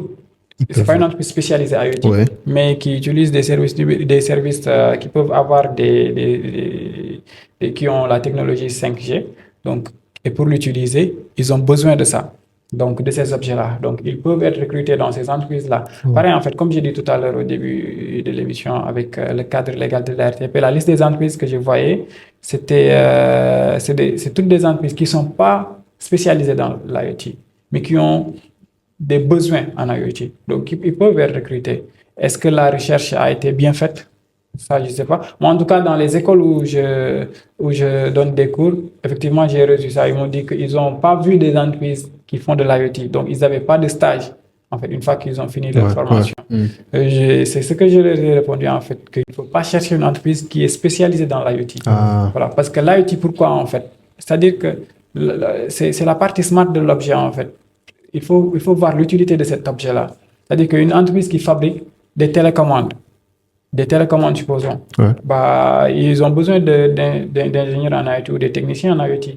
Voilà. Donc, si tu recherchais une entreprise spécifiquement spécialisée dans l'IoT, c'est très normal en fait que tu vois peu de startups. Mais il y a beaucoup d'entreprises qui ont des services réutilisables dans l'IoT ou bien qui ont un petit marché qu'ils veulent développer. Par exemple, qui avait tout le temps supposons la Sénélec, ils peuvent recruter des ingénieurs en IoT parce qu'ils ont des compteurs peut-être intelligents, ils vont tendre vers des compteurs intelligents bientôt. Donc, il y a toutes les entreprises tech en ce moment qui ont du hardware ou qui ont un réseau qui peut être utilisé dans du hardware ont besoin de ces techniciens-là. Il faut savoir, est-ce que le besoin réel est-ce qu'ils recrutent, c'est ça? Voilà, est-ce qu'ils recrutent? Voilà, ça c'est indépendant de nous. Après l'entrepreneuriat aussi, peut-être que c'est une solution. Justement, la majeure partie ils tendent vers l'entrepreneuriat. Voilà. Du coup, en début d'émission, je demandais à Mustapha par rapport aux embouteillages. Donc, c'est un réel problème aujourd'hui ici à Dakar. Oui. Et là, je voulais savoir comment on peut résoudre efficacement ce problème avec l'IoT. Avec l'IoT, on pourrait résoudre le problème des embouteillages dans un premier temps en mettant en place des feux intelligents. C'est les feux là, les feux rouges, donc les rendre smart. Ah, donc les feux qu'on a actuellement, ils ne sont pas intelligents. C'est relatif. Dans la mesure où leur intelligence se trouve dans la mesure où, par exemple, ils peuvent autocompter, c'est-à-dire qu'ils comptent un certain nombre de secondes et laisser la place à une autre priorité, ainsi de suite. Ça, je trouve pas ça, c'est un feu de base en fait, il fait ça. Ouais. Donc, quand je dis intelligent, on va prendre déjà un itinéraire qui est assez embouteillé. Par exemple, moi, l'itinéraire qui m'a le plus, entre guillemets, désolé du terme, énervé, c'est l'itinéraire de Bourguiba-Castor vers les Maristes là. Donc, c'était tout le temps embouteillé. Et donc, si je prends le croisement à Castor, là où il y a la brioche dorée, donc si on dépose là-bas une antenne qui permet de savoir en fait ce qui est à Bourguiba, donc l'avenue Bourguiba vers l'école normale, donc là-bas aussi une antenne. On peut savoir le flux de trafic qui arrive. Et parce que là-bas, en fait, en ce moment, il y a des policiers qui se basent sur leur observation ou bien sur des talkie-walkie, en fait. C'est bien, mais on voit que voilà, c'est toujours embouteillé, en fait, tous les jours. Donc, si on met une antenne à Castor, une autre antenne à Bourguiba, une antenne à Liberté 6, une autre vers le rond-point des Maristes-là et MG, on peut savoir en temps réel les flux de trafic. Où est-ce qu'il y a plus de trafic? Donc, et même anticiper. C'est-à-dire qu'avant qu'on arrive à 16h, 17h, ou bien ça dépend de quelle heure c'est plus embouteillé, on voit quelle zone, quelle voie il y a plus de trafic, c'est plus rouge en fait. Et là, on les priorise. Ça, c'est beaucoup plus efficient que de laisser en fait un policier qui veut régler la circulation en fait dans sa zone où il voit en fait, c'est-à-dire dans un rayon de 100 à 200 mètres. Où il va. Maintenant, je vois avec côté Sacré-Cœur, par exemple, il y a plusieurs gendarmes qui communiquent entre eux, mais même avec ça, en fait, parce que, par exemple, celui qui est à Castor, il ne sait pas ce qui se passe, en fait, à Liberté 6. Et lui, il ne sait pas ce qui se passe à Sacré-Cœur ou bien ce qui se passe vers la VDN, en fait. Donc, en fait avec ces feux intelligents, en fait, on peut avoir toutes ces données, en fait. Donc, on place des capteurs un peu partout dans la ville et savoir, en fait, quelle partie a plus besoin d'évacuation et leur laisser la priorité. Donc, avec ça pourrait permettre à ces vaillants policiers ou gendarmes d'aller errer dans des zones où il y a une forte taux d'insécurité, on en a besoin là-bas, en fait. Parce que jusqu'à présent, en fait, on entend des agressions, en tout cas de l'insécurité. Et moi, c'est très rare que je vois ici au Sénégal des policiers faire la ronde. C'est-à-dire qu'avec leur vélo ou des chevaux ou même un petit véhicule, faire la ronde dans une zone où on dit que c'est insécure, en fait, faire la ronde plusieurs fois dans la nuit. C'est très rare qu'on en voit. Ou même dans la journée, ça dépend. Parce qu'on voit de l'agression en pleine journée. Donc, les occuper par ça et laisser les feux rester intelligents, autonomes, voilà. Avec ça, on pourrait carrément rendre plus fluide le trafic parce qu'en temps réel, on peut savoir exactement le nombre de véhicules qui arrivent, le nombre de véhicules qui arrivent de l'autre côté ou qui doivent se croiser dans un moment donné. Et avec ces données-là qu'on a l'habitude d'utiliser, ça nous permet de faire des calculs et d'anticiper, donc de savoir les jours où il y a plus de trafic, depuis quelle artère, donc faire l'IoT, avec les données qu'on a, ça permet de faciliter la prise de décision. C'est pour ça qu'on a des tableaux avec des dashboards qui ont beaucoup de graphiques. Donc, ça permet de pouvoir anticiper tout seul et de pouvoir fluidifier le trafic. Donc, si je comprends bien, pour tout ce qui est régulation du trafic, on peut se passer de l'humain et utiliser que des systèmes intelligents. Carrément. Et aujourd'hui, s'il fallait mettre ça en place, parce que moi, je vois que on a déjà des feux. Est-ce que ce serait on modifie les feux actuels pour les rendre intelligents ou il faudrait carrément enlever les feux? C'est possible de modifier les feux. Après, je ne connais pas les marques de tous ces feux-là, en fait. Mais ce qui allume ou éteint les feux, ça, c'est facilement, en fait, changeable. C'est un composant électronique. Voilà, c'est tout ce dont on a besoin, en fait. Donc ici, en fait, c'est un autre composant, un nouveau composant qu'on met en place, en fait, pour pouvoir communiquer. Déjà, le réseau LoRa, que je vous disais, il peut le faire. Le réseau 5G, actuellement disponible, il peut le faire. Donc, on est en pleine ville, en pleine métropole, il n'y a pas de problème d'électricité, de problème d'énergie. Donc, on peut utiliser des antennes qui sont carrément capables de pouvoir relayer ces infos-là. Voilà. Okay. Donc, c'est plus les antennes, en fait. Les feux en soi, il y a des actionneurs qu'il faut mettre dessus. Et c'est pas compliqué. C'est pas compliqué du tout. Ces temps-ci, j'étais tombé je suis un peu sur TikTok. Oui. Et je voyais des vidéos défiler. Et donc, de puces, en fait. Enfin, ouais, des sortes de puces que les gens intégraient. Et en fait, c'était extrait de Black Mirror. Je pense que ça s'appelle Nubin. Et en fait, j'ai vu qu'en fait, à terme, Elon Musk avec Neuralink voudrait arriver à quelque chose qui ressemble à ça. Donc, c'est des puces, en fait, qui sont connectées. Et qui permettent en fait de faire pas mal de choses, quoi. Du coup, aujourd'hui, je voulais savoir, est-ce que tu peux nous expliquer comment cette technologie-là, en tout cas, elle est possible? Parce que on parle presque d'humain connecté, quoi. Comment cette technologie est possible? Et voilà, qu'est-ce que tu en penses? Quels sont les avantages, les inconvénients, les dangers? Ouais. Je pense qu'il y a beaucoup de choses à dire sur ce. C'est-à-dire, c'est une très bonne question. Déjà, en fait, il faut savoir que, par exemple, pour un objet lambda, pour récupérer ces informations, il y a plusieurs façons. C'est-à-dire qu'on on le programme d'une façon où, par exemple, on lui dit chaque X heure ou chaque X temps, en tout cas, fait telle chose. Donc, il mesure et envoie une donnée. Par exemple, tu dis chaque 30 secondes, mesure sa tension. Donc, il mesure et il envoie ou il fait autre chose, en tout cas, avec cette donnée. Ou bien tu viens, tu appuies sur un bouton pour que l'objet mesure. Donc là, il y a ces deux phénomènes-là. On l'a laissé de façon automatique, temporelle sur le temps, en fait, avec une série temporelle, il fait des mesures et envoie. Ou bien on interagit nous-mêmes directement avec un actionneur qui lui fait, encore une fois, lire cette donnée-là. Le capteur, il lit cette donnée et envoie. Donc le concept de Neuralink, en fait, c'est avec les signaux, en fait. C'est-à-dire que comment est-ce que l'objet peut agir directement avec la pensée. C'est-à-dire qu'on peut voir, par exemple, que nous, on a des nerfs, donc des signaux.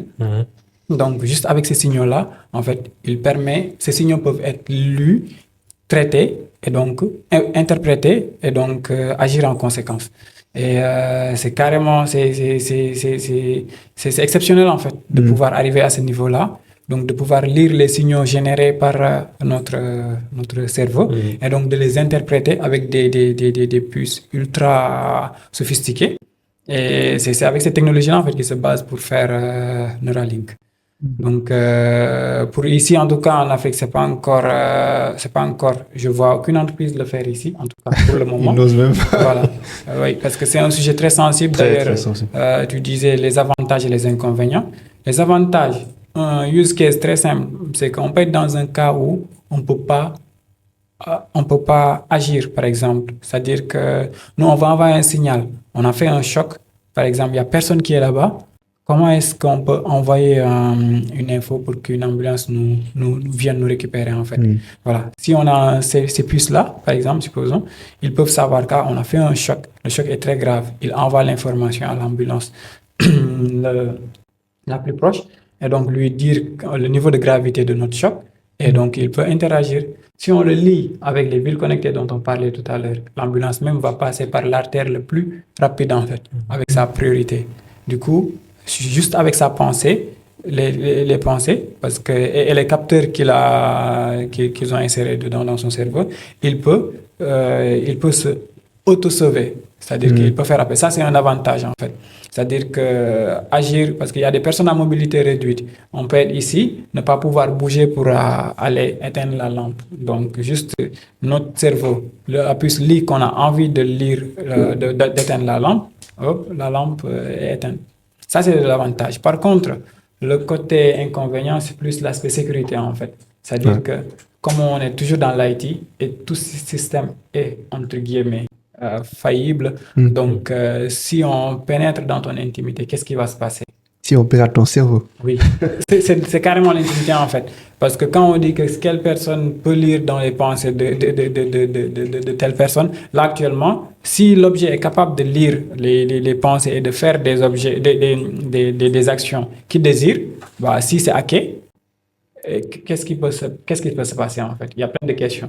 Est-ce qu'on peut détourner les envies ou les actions de cette personne-là? Est-ce qu'on peut lire ce qu'il a déjà dans sa mémoire, en fait? Est-ce que c'est possible? Et pire, c'est parce que ça a déjà existé, en fait, dans le domaine de l'automobile même, en fait. Les premiers véhicules Cherokee, là, où c'était hacké, en fait, en pleine autoroute, c'est hacké. Et si, par exemple, le chauffeur, il veut stopper, il veut freiner, le hacker, il accélère.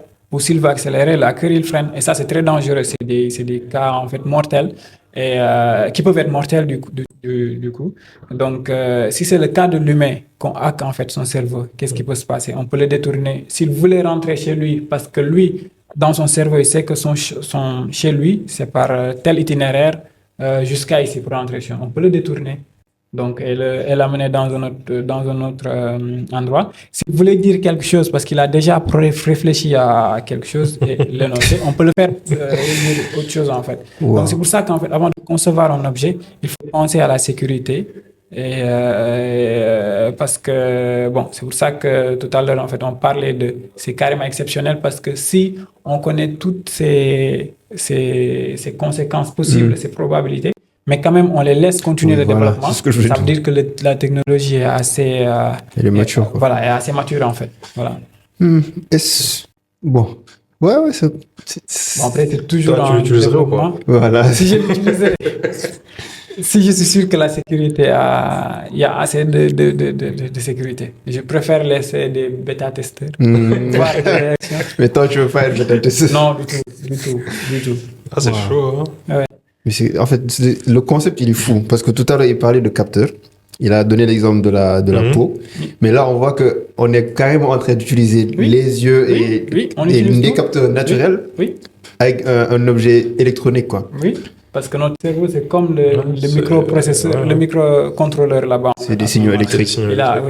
Il a accès à tout. Donc, on peut avoir les moindres infos ou bien le faire les moindres infos. On peut envoyer des infos à la moelle épinière pour qu'il même frappe quelqu'un alors qu'on n'a pas envie de le frapper. Alors, c'est quoi il y a énormément de questions à se poser. Donc, théoriquement, c'est possible, en fait, de hacker et de de lire des signaux, donc de lire la mémoire, de faire des actions. Est-ce que c'est possible? Si le capteur est capable de lire une info et de pouvoir agir, c'est-à-dire que pour la personne, c'est-à-dire que moi je suis là, avec ma pensée, le capteur il sait que j'ai envie d'éteindre cette lumière et il éteint la lumière. Si ça c'est possible, C'est possible parce que les capteurs, ceux qui l'ont eu, Oui. il y en a, ils jouent aux jeux vidéo, Oui. ils commandent des télés. Voilà. Donc, l'hacking est possible. Ça veut dire que l'hacking est possible, en fait. Oh. Voilà. Parce qu'ici, en fait, il faut voir ce qui déclenche cette action-là. Mm. Si maintenant, nous, on n'a plus le monopole de ce qui le déclenche, c'est quelqu'un d'autre qui l'a, il peut déclencher ce qu'il veut. Un pentester, un hacker, quand il atterrit dans votre smartphone ou votre ordinateur, en fait, il part, en fait, il recherche des issues, en fait, pour voir où est-ce qu'il peut explorer, où est-ce qu'il peut trouver telle ou telle information. Il peut faire la même chose. S'il est rentré dans une porte où il a voilà, un tas d'infos, si c'est utile, il peut les utiliser. Si c'est pas utile, il ferme, il part vers une autre porte, en fait. C'est comme ça de base, puisqu'on est toujours dans le même système. Ici, c'est juste qu'on n'est pas dans le même environnement, mais on est dans le même système, en fait. Ouais. Donc, d'aller lire l'info, capable de lire l'info, et altérer l'info. Donc, ce qu'il voulait de base, on le modifie et on fait faire l'humain autre chose. Tant que ça, c'est possible. C'est pour ça que je parlais tout à l'heure de bêta-testeur, parce que même dans le software, moi, quand je faisais du dev mobile, je ne mettais pas à jour automatiquement quand il y a une version bêta, en fait. Parce que ça va me ralentir. S'il y a des problèmes avec mon développement en cours, là, ça va ralentir. C'est pour ça qu'il y a des petits soucis environnementaux côté software. On rencontrait ce genre de problème-là. Donc, qu'en est-il quand on va à l'échelle de ton cerveau, en fait? Biologique. Là, il faut être vraiment, entre guillemets, fou pour tester automatiquement ce genre de technologie. Mais quand même, c'est possible. C'est ça qu'il faut saluer. Voilà. Je pense que les premiers bêta-testeurs, c'est des gens qui ont des problèmes, certains problèmes, Ouais. et qui, Oui. bon, Oui. n'ont pas énormément de choses à perdre, quoi. Oui. Donc, Vous avez ils disent, vu, bon, autant y aller, quoi. vous avez, Autant tester. on a vu la technologie qu'on est en train de tester pour les prisonniers. C'est-à-dire qu'un prisonnier lambda, quand on l'amène en prison, un criminel par exemple, on l'amène en prison, on dépense beaucoup pour lui. Si on le met à perpétuité, supposons il a 20 ans et il va mourir peut-être à 50 ans, on l'a gardé 30 ans en train de le nourrir, tout ça. Ça, c'est une perte pour l'État. Dans tous les cas, il va mourir. Et on ne l'exécute pas pour le moment. Ou même si ce n'est pas à perpétuité, en tout cas, il doit sortir, supposons. On le fait gratuitement. Donc maintenant, comment faire pour minimiser cette perte-là, cet argent-là? Donc ce qu'on fait, c'est qu'on met des puces dans son cerveau qui permettent de pouvoir simuler qu'il a duré très longtemps, en fait. Donc de vivre réellement, en fait, de vraies atrocités dans son cerveau. On lui fait envoyer des signaux qui lui font vivre de réelles atrocités, comme s'il était réellement dans le prison 30 ans ou 50 ans. Donc il va sortir, après cette opération-là, il va sortir de là-bas en étant vieux, avec les cheveux carrément décarcassés, parce que en fait, il a réellement vécu, grâce à ces sims-là, il a réellement vécu ce qu'aurait vécu le même prisonnier qui aurait passé 50 ans avec autant d'atrocités. Wow. Voilà. Mais techniquement, ça voudrait dire que cette technologie-là peut altérer notre perception du temps. Et si elle altère notre perception du temps, donc là, tu as donné un use case où, par exemple, peut-être en 1 an, on peut te faire vivre 20 ans, imagine entre guillemets. Oui. Est-ce que l'inverse serait possible? C'est-à-dire qu'en 20 ans, te faire vivre 1 an. Oui, en fait, le but là-bas, c'est de pouvoir simuler. C'est comme, en fait, l'environnement 3D, c'est de pouvoir simuler, en fait, un environnement. C'est-à-dire tout ce que tu peux simuler ici dans ton écran et de pouvoir jouer avec, en fait, le but, c'est de le faire croire à cette personne-là qu'on a implémenté la puce. Donc, si, par exemple, on veut écourter pour 20 ans, ce qu'on pourrait savoir pour 20 ans, est-ce que ton cerveau il est capable d'accepter? À moins qu'il y ait, quand on a commencé avec les microcontrôleurs, on a vu qu'il n'y avait pas assez de mémoire à côté. Les mémoires flash là à côté, il n'y avait pas assez. Oui. Donc, qu'est-ce qu'on a mis? On a utilisé des cartes mémoire ou des disques durs à côté. Parce que le système n'était pas en capacité de pouvoir récupérer tout ce qu'il voit en fait au quotidien comme données. Il faut qu'il les stocke quelque part. Si à côté de ces sims-là, on a une mémoire qu'on peut implémenter externe qui te permet de pouvoir, ce que tu devrais apprendre en 20 ans, si ce n'est pas possible de l'insérer dans ton serveur, et on peut l'insérer dans ton cerveau, on peut l'insérer dans une mémoire externe que la puce peut lire et que ton cerveau puisse interpréter. Ça veut dire que c'est possible en fait de rétrécir 20 ans en 1 an. Mais ici, le but de cette recherche-là, c'est de pouvoir, en tout cas, faire le contraire, côté prisonnier. Prisonnier. Donc, de minimiser les dépenses au quotidien, de leur pas donner à manger ni un toit, parce que c'est aussi un toit à vivre. Donc, le plus rapidement possible, il vit ça et il sort. Quand il sort, c'est comme s'il avait vécu 20 ans en prison, en fait. Il est sorti avec des séquelles. Voilà. Bon. Et en fait, quand tu parlais, j'ai réfléchi à quelque chose. Quand tu parlais de mémoire, donc techniquement, ce serait possible d'étendre la mémoire. La mémoire. Bon, actuellement, j'ai pas encore vu. C'est toujours en recherche. Donc, ce qui se fait, c'est comment essayer de lire, en tout cas, tout ce qui est information dans le cerveau. Parce que le cerveau aussi en fait, nous, on n'utilise pas 100% de notre cerveau. Donc, il y a assez de mémoire. Ce que je voulais expliquer là-bas, c'est que, par exemple, le système, il doit être capable de lire les signaux provenant du cerveau, mais au cas où, en fait, il y a énormément d'infos, on peut les stocker. Parce que là-bas, le but, c'est quoi? C'est de pouvoir, c'est comme on fait avec un microcontrôleur lambda. On peut avoir un petit Raspberry Pi ou un ordinateur, on stocke les infos, et chaque X temps, on récupère ces infos-là, on l'envoie dans un autre serveur externe. Donc, tant qu'on l'extériorise dans une carte SD, ça veut dire que c'est accessible à quelqu'un d'autre. Donc, à ce hacker-là, par exemple. Et ici, le but, c'est de pouvoir juste essayer de lire les informations issues du cerveau, en fait. Le challenge ne se trouve pas pour étendre la mémoire, parce qu'encore une fois, la mémoire qu'on a, nous, on n'utilise même pas... Elle est suffisante. Voilà, même pas le 20e de notre mémoire, je pense. On l'utilise même pas. Donc, pourquoi augmenter cette capacité-là? Là, c'était pour répondre à sa question. Si, par exemple, on devrait vivre autant de temps en si peu de temps, comment est-ce qu'on peut faire? Comment est-ce qu'on peut gérer cette mémoire-là à ce moment-là? Est-ce qu'on va utiliser la mémoire de notre cerveau ou bien on peut utiliser une mémoire externe? Parce que c'est sûr que la carte, la puce qui est dedans, en fait, elle peut lire la mémoire externe qu'on utilise actuellement. Bon, vous m'avez lancé dans un truc, j'ai une dernière question sur ça. Ça, c'est la majeure partie, on l'utilise pour la science-fiction, mais actuellement, c'est en R&D, en fait. Carrément, les développements ont été lancés depuis. Et qu'en est-il des souvenirs? Est-ce qu'il y a une possibilité de stocker ce qui provient du cerveau, de le stocker dans une mémoire externe? Pour le moment, en fait, il n'y a aucun labo qui a encore réussi tout ce qui est externalisation de cette mémoire-là. Là, le challenge se fait sur aller lire les signaux et l'interpréter. Une fois que ça c'est réussi, il faut savoir qu'en fait, tout ce qu'on pouvait faire avec un objet connecté lambda, c'est possible que le cerveau le fasse maintenant. Voilà. Là, le challenge n'est pas dans la... Externalisation. Parce qu'encore une fois, il n'y a pas de problème de mémoire, en fait. Voilà. Le challenge se fait, est-ce qu'on peut lire réellement le cerveau? Et est-ce que, en fait, en lisant tout ça ou bien en envoyant des infos, est-ce que ça détériore en rien notre fonctionnement au quotidien? Voilà. Parce que comme vous pouvez le voir, un médecin qui hospitalise quelqu'un, il peut l'envoyer des signaux, comme par exemple quand on met certains appareils, en fait, vous pouvez voir en fait comment l'humain agit. Donc, est-ce que quand on met un élément externe, un signal, on envoie un signal, est-ce que ça altère pas, nous, notre fonctionnement normal? Voilà, c'est là-bas où se trouvent actuellement les recherches. Okay. Bon, on revient sur Terre ou tu as d'autres questions sur Terre? Non, on revient sur Terre. Sinon, on va finir fanal. Tout à l'heure, on a parlé je reviens au Sénégal, d'un use case qui sont les feux, le trafic. Donc, ça m'a fait penser à un autre use case qui est proche du trafic. Donc, c'est tout ce qui est mobilité, transport. J'ai vu récemment, il y a la Société nationale de transport, elle annonçait des bus connectés. Oui. Donc, des bus qui sont géolocalisés, connectés à une application, etc.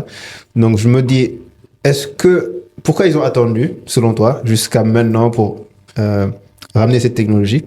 Parce que dans mes souvenirs, il y avait une start-up, donc des jeunes qui étaient sortis d'une école de la place, qui proposaient ce genre de service, mais je pense qu'ils ont été bloqués. Ils n'ont pas pu l'implémenter au Sénégal, ils ont allé dans un autre pays. Du coup, selon toi, qu'est-ce qu'il y a, à cause de quoi on a eu ce retard-là? En tout cas, la technologie était déjà disponible. Existante depuis. Voilà, donc ça c'est un choix du gouvernement parce que vous avez dit que c'est la société nationale. C'était un choix du gouvernement. Heureusement que ce gouvernement-là actuellement, c'est dommage que ça soit si tardivement fait, mais c'est à saluer quand même parce que c'est eux qui l'ont fait, qui l'ont déployé. Voilà. Mais c'est une technologie qui existait depuis. Presque maintenant en ce moment, tous les pays, même en voie de développement, ont des systèmes de badging connecté, des systèmes où on peut savoir en temps réel la position d'un bus. Ça, c'est une technologie qui existe depuis. cas, c'est pas implémenté, sachant que c'est la société nationale. Ça, la question relève peut-être, la réponse relève au gouvernement qui était dans. Et pour ce cas-là, est-ce qu'il y a possibilité d'être souverain dans ce cas-là? Donc, tout ce qui est capteur qui soit intégré dans le bus, que ce soit fabriqué ici, la technologie, donc la plateforme, le device, est-ce qu'il y a possibilité que la majeure partie ou bien la totalité du système soit fabriquée ici au Sénégal? Bah oui, c'est pas pour faire une pub, hein, mais nous avons des devices localisés ici au Sénégal. Nous avons la plateforme développée ici au Sénégal. Et il y a déjà le réseau, les opérateurs, ils ont commencé à parler. Même si c'est pas du 5G, le réseau même 2G, 3G peut le faire en fait. Donc, tout est possible en fait au Sénégal. Maintenant, cette société nationale-là que vous dites, je ne sais pas la technologie utilisée, si c'est une technologie importée, venue d'ailleurs ou pas, mais en tout cas, ça existe déjà. Un petit exemple, c'est les camions en fait, qui font les rondes entre la capitale pour desservir les régions. Nous avons proposé des solutions qui permettent de pouvoir voir en temps réel la pression des pneus. Parce qu'ils rencontraient des problèmes avec les chauffeurs qui leur disaient que les pneus ont explosé. Et donc, de les envoyer pour acheter d'autres pneus, tout ça. Et c'était assez difficile à vérifier. Même s'ils leur demandaient de prendre une photo, ils peuvent prendre une photo, un pneu qui existait déjà dans quelque part, en fait, pour le prendre en photo et les envoyer ça. Donc, avec ce système-là, ça permettait de géolocaliser le camion. Donc, de savoir même le nivellement du camion, la position, le niveau de carburant, et donc de le visualiser tout ça sur leur plateforme. Donc, cette solution est beaucoup plus avancée que celle qui est déployée dans les bus là. Et ça a été développé ici. From scratch, ici au Sénégal. Wow. Mais pourquoi pourquoi? C'est qu'ils ne connaissent pas ou bien ils font exprès de ne pas choisir ce qu'il y a ici? Parce que ça, c'est... Moi, je me dis, si tu as la main sur ta technologie, c'est beaucoup plus intéressant que d'aller importer autre chose. Oui, peut-être qu'ils ne connaissent pas, parce que moi, par exemple, pour le cas de la société nationale, là, en fait, encore une fois, je ne sais pas, en fait, d'où vient leur capteur, oui, leur technologie. Peut-être aussi, c'est des capteurs développés ici, hein. J'en ai aucune idée. Mais encore une fois, comme j'ai dit, je me dis que je reste positif dans la mesure où je me dis qu'ils ne sont pas au courant que c'est disponible ici. Voilà. Et peut-être si c'est ce cas-là, c'est quelque chose de notre part dans la mesure où on n'a pas communiqué dessus assez. Voilà. Mais encore une fois, juste pour que les jeunes savent que c'est possible de le développer ici, c'est possible. Ça existe ici, en fait. Okay. Voilà. Des produits testables, vous pouvez voir les plateformes qui vous montrent en temps réel les données de ces véhicules. Voilà. Ok. Et bon, pour rester toujours au Sénégal, récemment, on a vu que lors du défilé, la fête d'indépendance, le thème, c'était principalement des technologies appliquées au domaine militaire. Donc, selon toi, qu'est-ce qu'on pourrait donner comme solution aujourd'hui en termes d'IoT pour l'armée? Oui, bon, il y en a énormément. Les premières solutions, même de base, étaient destinées pour les militaires, en fait. Donc, tout ce qui est équipement de sécurité qui permet de pouvoir, en fait, c'est des radars. Donc, ça permet de pouvoir vérifier exactement est-ce qu'il y a quelqu'un qui est aux alentours, en fait, à des centaines de mètres aux alentours. Donc, une fois qu'on le monte en fait sur le front comme une lampe par exemple, il peut scruter pour savoir exactement est-ce qu'il y a des mouvements ou bien des silhouettes en fait qu'ils reconnaissent. Donc comme un humain, qu'ils peuvent définir comme un humain en fait. Donc il y en a aussi comme encore une fois, les drones. Par défaut, c'est des objets connectés. Oui. Donc, c'est utilisé dans l'armée. Et c'est très utile parce que tant que ça te permet de pouvoir voir ce qui se passe à distance avant que toi, l'humain, tu n'interviennes, c'est tantôt utile en fait. Si on explose, c'est mieux d'exploser le drone que l'humain. Donc, il y a des solutions qui ont toujours existé en fait, même sans l'IoT. Donc, ça permettait juste en fait de pouvoir communiquer avec comment on appelle ça, le groupe, c'est-à-dire que le groupe militaire, donc au moins quelqu'un sait et peut relayer l'info. Maintenant, avec l'IoT, ça permet en fait que même ceux qui sont, comme on pilote les avions en fait, c'est-à-dire que l'avion en soi, c'est ceux qui sont sur la tour en fait, guide. qui le guide en fait. Il le guide via quoi? Via des données. Ouais. Donc ces données sont remontées en fait via satellitairement. Et maintenant, c'est ce qui a été beaucoup plus facilité. Donc, on peut envoyer des capteurs, que ce soit dans le domaine de la défense ou dans des zones ultra risquées, comme les puits de pétrole. C'est mieux d'y mettre des capteurs et de faire des diagnostics. Donc, c'est de la maintenance, pas préventive, mais prédictive. Il y a une différence. Donc, s'il y a un problème, on peut le savoir en amont. Et si on n'a pas pu le détecter, si on vient de le détecter à l'instant, on peut le diagnostiquer à distance. Et si nécessaire, à ce moment-là, on va déplacer un humain. Ça, c'est beaucoup moins risqué que dès qu'il y a un problème, on fait déplacer un humain sur un puits de pétrole qui peut exister, qui peut exploser. Okay. Voilà. Donc, il y a plein de solutions développables ici au Sénégal. Développer, j'en suis pas sûr. Nous, pour le moment, on n'en développe pas du tout. Voilà. Mais ce serait possible. Oui, c'est possible. En fait, ça dépend du use case. Voilà. Okay. Ah, écoute, on espère qu'on va en développer ici. C'est la voie. Voilà, ça offre la voie à plein de startups, de start-upers, de jeunes qui sont dans l'IoT, qui sont intéressés par voilà, une solution, que ce soit dans le domaine agricole, dans le domaine de la santé, par exemple, dans le domaine de la santé surtout. Voilà, il y a énormément de choses à développer. Parce que les technos sont là. Tu vois les opérateurs qui te parlent de techno, mais les objets qu'on utilise, en fait, c'est des objets issus d'ailleurs. Maintenant, ça dépend de ton business. Si c'est plus simple d'aller acheter un objet et d'utiliser la techno et pour faire ce que tu veux et que tu gagnes de l'argent, c'est tant mieux. Ça dépend de ce que tu fais. Si, par exemple, pour maîtriser ton business, il faut que toi-même tu conçois... Il faut ces compétences, en fait. Il faut que toi-même tu conçois l'objet. Il te faut les compétences en IoT, quoi. Okay. Bon, je sais pas vous, mais moi, en tout cas, après ce talk show-là, je me mets dans l'IoT. Dans l'IoT. Ouais, j'espère. Je t'encourage vraiment. Merci. Bon, vous allez entendre bientôt que j'ai fabriqué un drone ou quelque chose comme ça. Ouais. Du coup, je pense qu'il y a une dernière question qui va plus parler d'environnement. Donc, on voit que maintenant, dans la tech, on se préoccupe beaucoup de l'impact environnemental. Donc, on parle de green tech. Du coup, en termes d'IoT, quelles sont les mesures que vous prenez pour minimiser la consommation ou bien faire moins d'impact dans l'environnement? Oui, d'abord, quand on parle d'IoT, il faut penser à un objet qui puise pas énormément d'énergie. Parce que d'habitude, c'est des objets qui sont dans des zones où il n'y a pas d'intervention humaine. Donc, tant que l'objet a plusieurs interventions humaines, ça veut dire que ça pourrait coûter trop cher, en fait. Parce qu'il y a un déplacement qui est fait, il y a un humain qui vient pour régler ou pour ajouter une batterie. Donc, le but, c'est qu'il soit autonome. C'est pour ça qu'au début, je parlais des batteries qui peuvent durer 10 à 20 ans. Donc, aussi, c'est parce que c'est des objets qui consomment, qui communiquent très rarement, en fait. C'est-à-dire que l'objet, il communique, il vient, le matin, il envoie une donnée. Le soir, il envoie une donnée, la nuit, il envoie une donnée. Ça peut être d'autres objets qui envoient presque toutes les 30 secondes, ça dépend, en fait, de ton, encore une fois, de ton use case. Mais lors de la conception de l'objet, déjà, on prend en compte les protocoles de sécurité, mais aussi on prend en compte l'énergie que peut consommer notre objet. On le design de telle sorte que est-ce qu'il y a par défaut une batterie ou en défaut de la batterie, c'est comme les GPS en fait. Ils sont alimentés par le véhicule, mais une fois que le véhicule est éteint, pourquoi on arrive à voir dans notre application que la voiture est quand même toujours ici, parce qu'il y a une batterie. Donc, en dehors de cette batterie, il faut toujours en fait un fallback, c'est-à-dire que quand cette énergie-là n'est pas disponible, on descend à l'énergie la plus basse, en fait.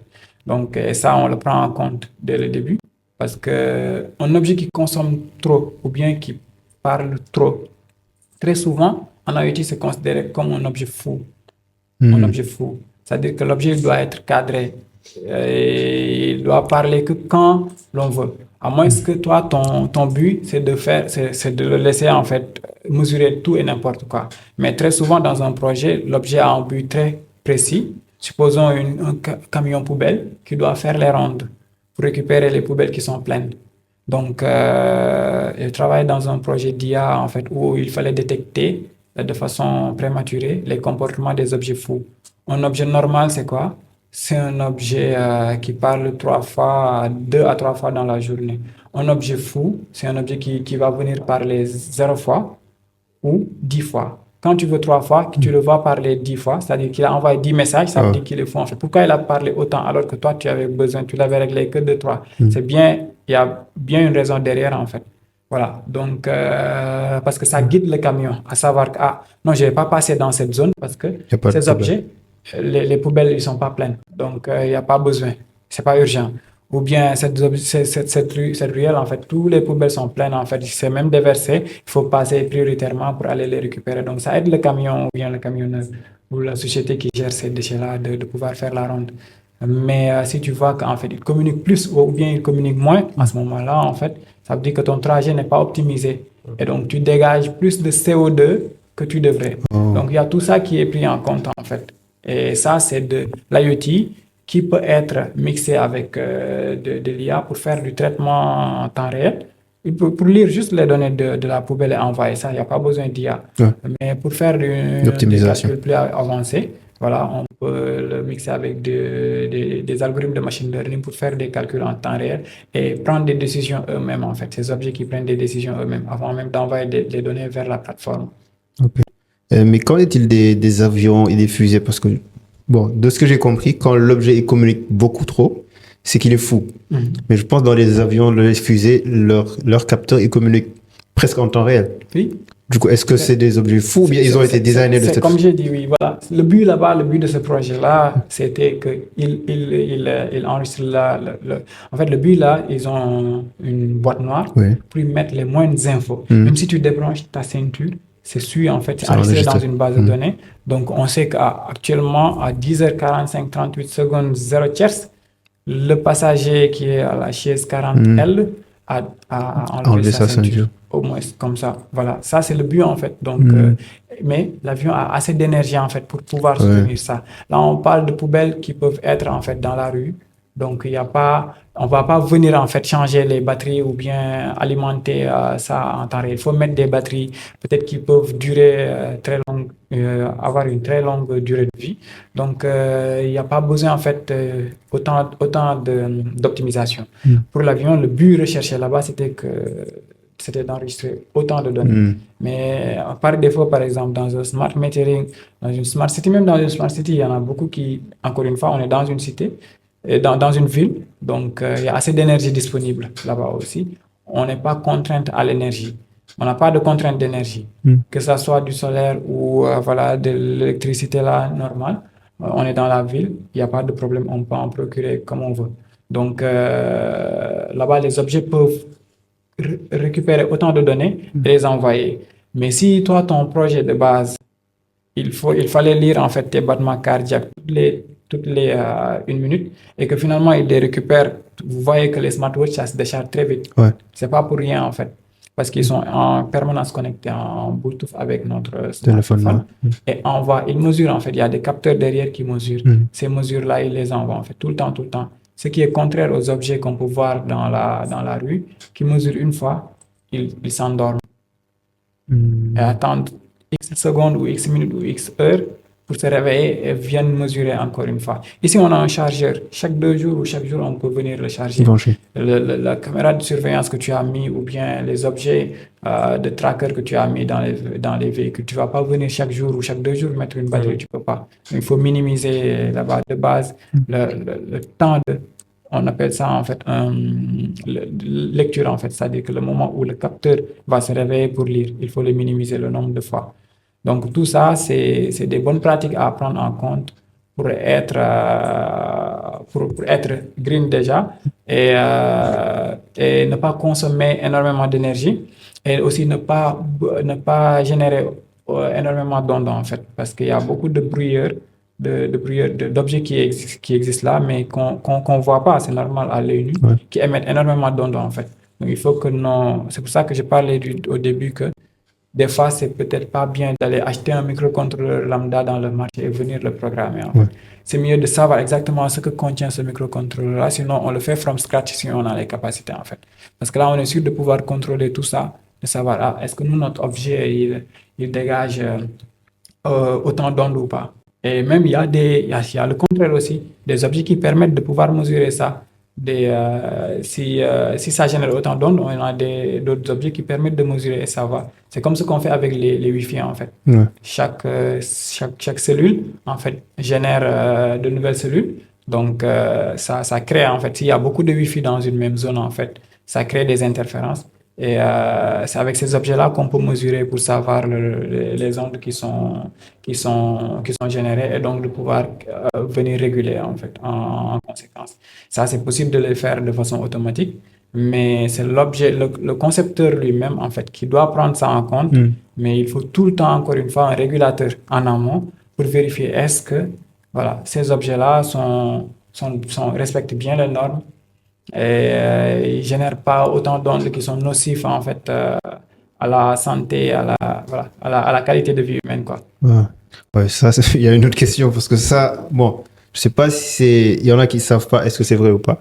Ils disent que, bon, comme le Wi-Fi, ça gère des ondes, les téléphones, est-ce que si on est exposé à toutes ces ondes-là, est-ce qu'il y a un risque pour la santé? Les antennes relais, le Wi-Fi, le téléphone, oui. On est constamment entouré d'objets qui émettent des ondes. Oui. Du coup, est-ce que si on a beaucoup, est-ce que c'est nocif pour la santé?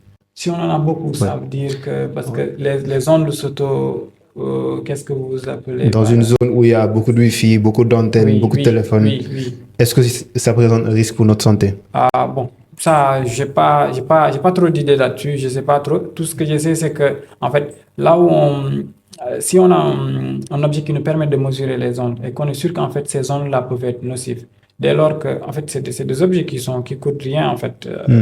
Même à l'école ici, je voyais un professeur en fait qui se déplaçait avec un objet pour voir parce que le Wi-Fi ne marchait pas. Parce que dans toutes les écoles supérieures, vous voyez que la problématique de base, c'est la connectivité. Parce que chaque étudiant allume sa machine, plus son smartphone, et ils veulent tous être connectés. Donc, il n'y a pas assez.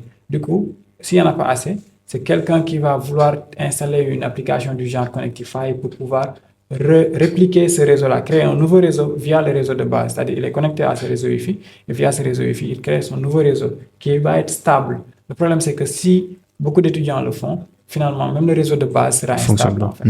Voilà. Donc, avec un objet, il faisait le parcours et il dit, oh, qui a ce réseau-là, éteins ton réseau. C'est comme ça qu'il faisait, en fait. Donc, si on te dit que c'est nocif pour la santé, il faut d'abord savoir, pouvoir vérifier, est-ce qu'il y a ces zones-là qui sont réellement exposées? Si oui, bah, moi, le côté de c'est nocif pour la santé, je ne maîtrise pas, mais le côté de détecter la possibilité de détecter ces ondes-là, c'est pas du tout coûteux, c'est de petits objets. Donc, tant que c'est nocif, on peut vérifier et les arrêter. D'ailleurs, c'est le cas même, je pense qu'avec notre autorité de régulation, en fait, ils étaient à un moment donné en train de faire ça, en fait. Ils sont capables, même certains opérateurs, ils sont capables de pouvoir savoir. En fait, c'est via les ondes en fait qu'ils peuvent détecter qu'il y a certains objets qui sont en train de mesurer et qui ne sont pas autorisés à les faire. Voilà, c'est soit des drones, soit voilà, la majeure partie c'est des drones en fait qui sont lancés et qui ne sont pas autorisés. Okay. Bon, ça revient encore à la régulation. Je sais que bon, l'autorité de régulation, elle a défini des fréquences pour des fréquences militaires, des fréquences à usage d'aviation civile, etc. Donc, vous, le problème de l'IoT, c'est qu'on ne vous a pas encore alloué de fréquences, ou bien c'est juste qu'on vous a dit que ces fréquences libres-là, vous ne pouvez pas les utiliser? Oui, exactement. Enfin, il y a des fréquences, en fait, qui étaient finalement allouées, en fait. C'est juste que je disais qu'en fait, nous, quand on venait de commencer, il n'y en avait pas. Là, maintenant, il y en a. Oui, là, maintenant, en fait, il y en a. En fait, les fréquences 868 MHz, ça marche, ça fonctionne. Ça permet de pouvoir émettre ou recevoir. Parce que ça, c'est important qu'avec le réseau LoRa, le réseau Sigfox, on ne l'a pas testé ici au Sénégal. Je ne sais même pas si c'est disponible. Mais le réseau LoRa, je pense que c'est disponible, mais je n'ai pas testé moi.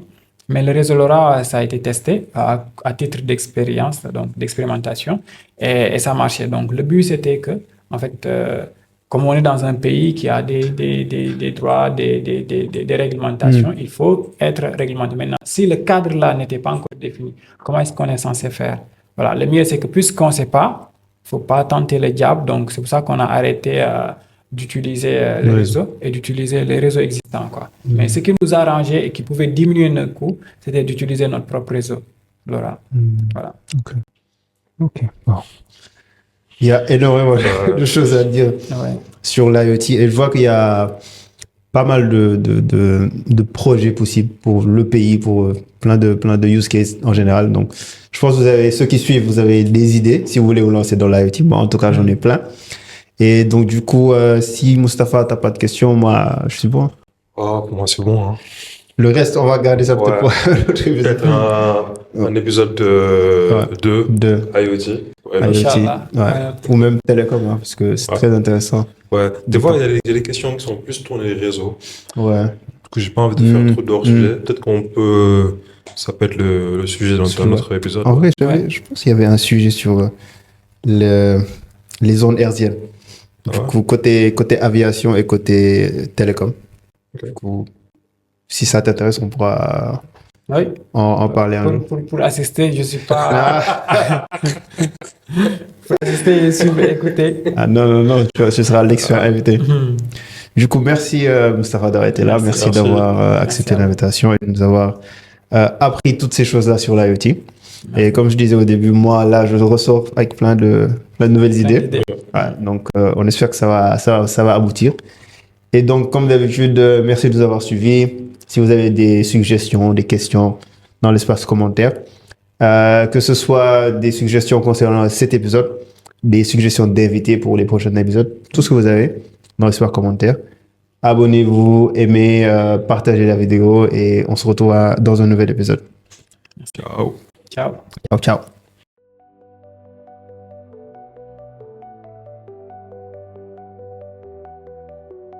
Microchips and endless streams, circuits hum and bright screens gleam, bytes and bits and sleepless nights, digging deep in data's rights, power cores and endless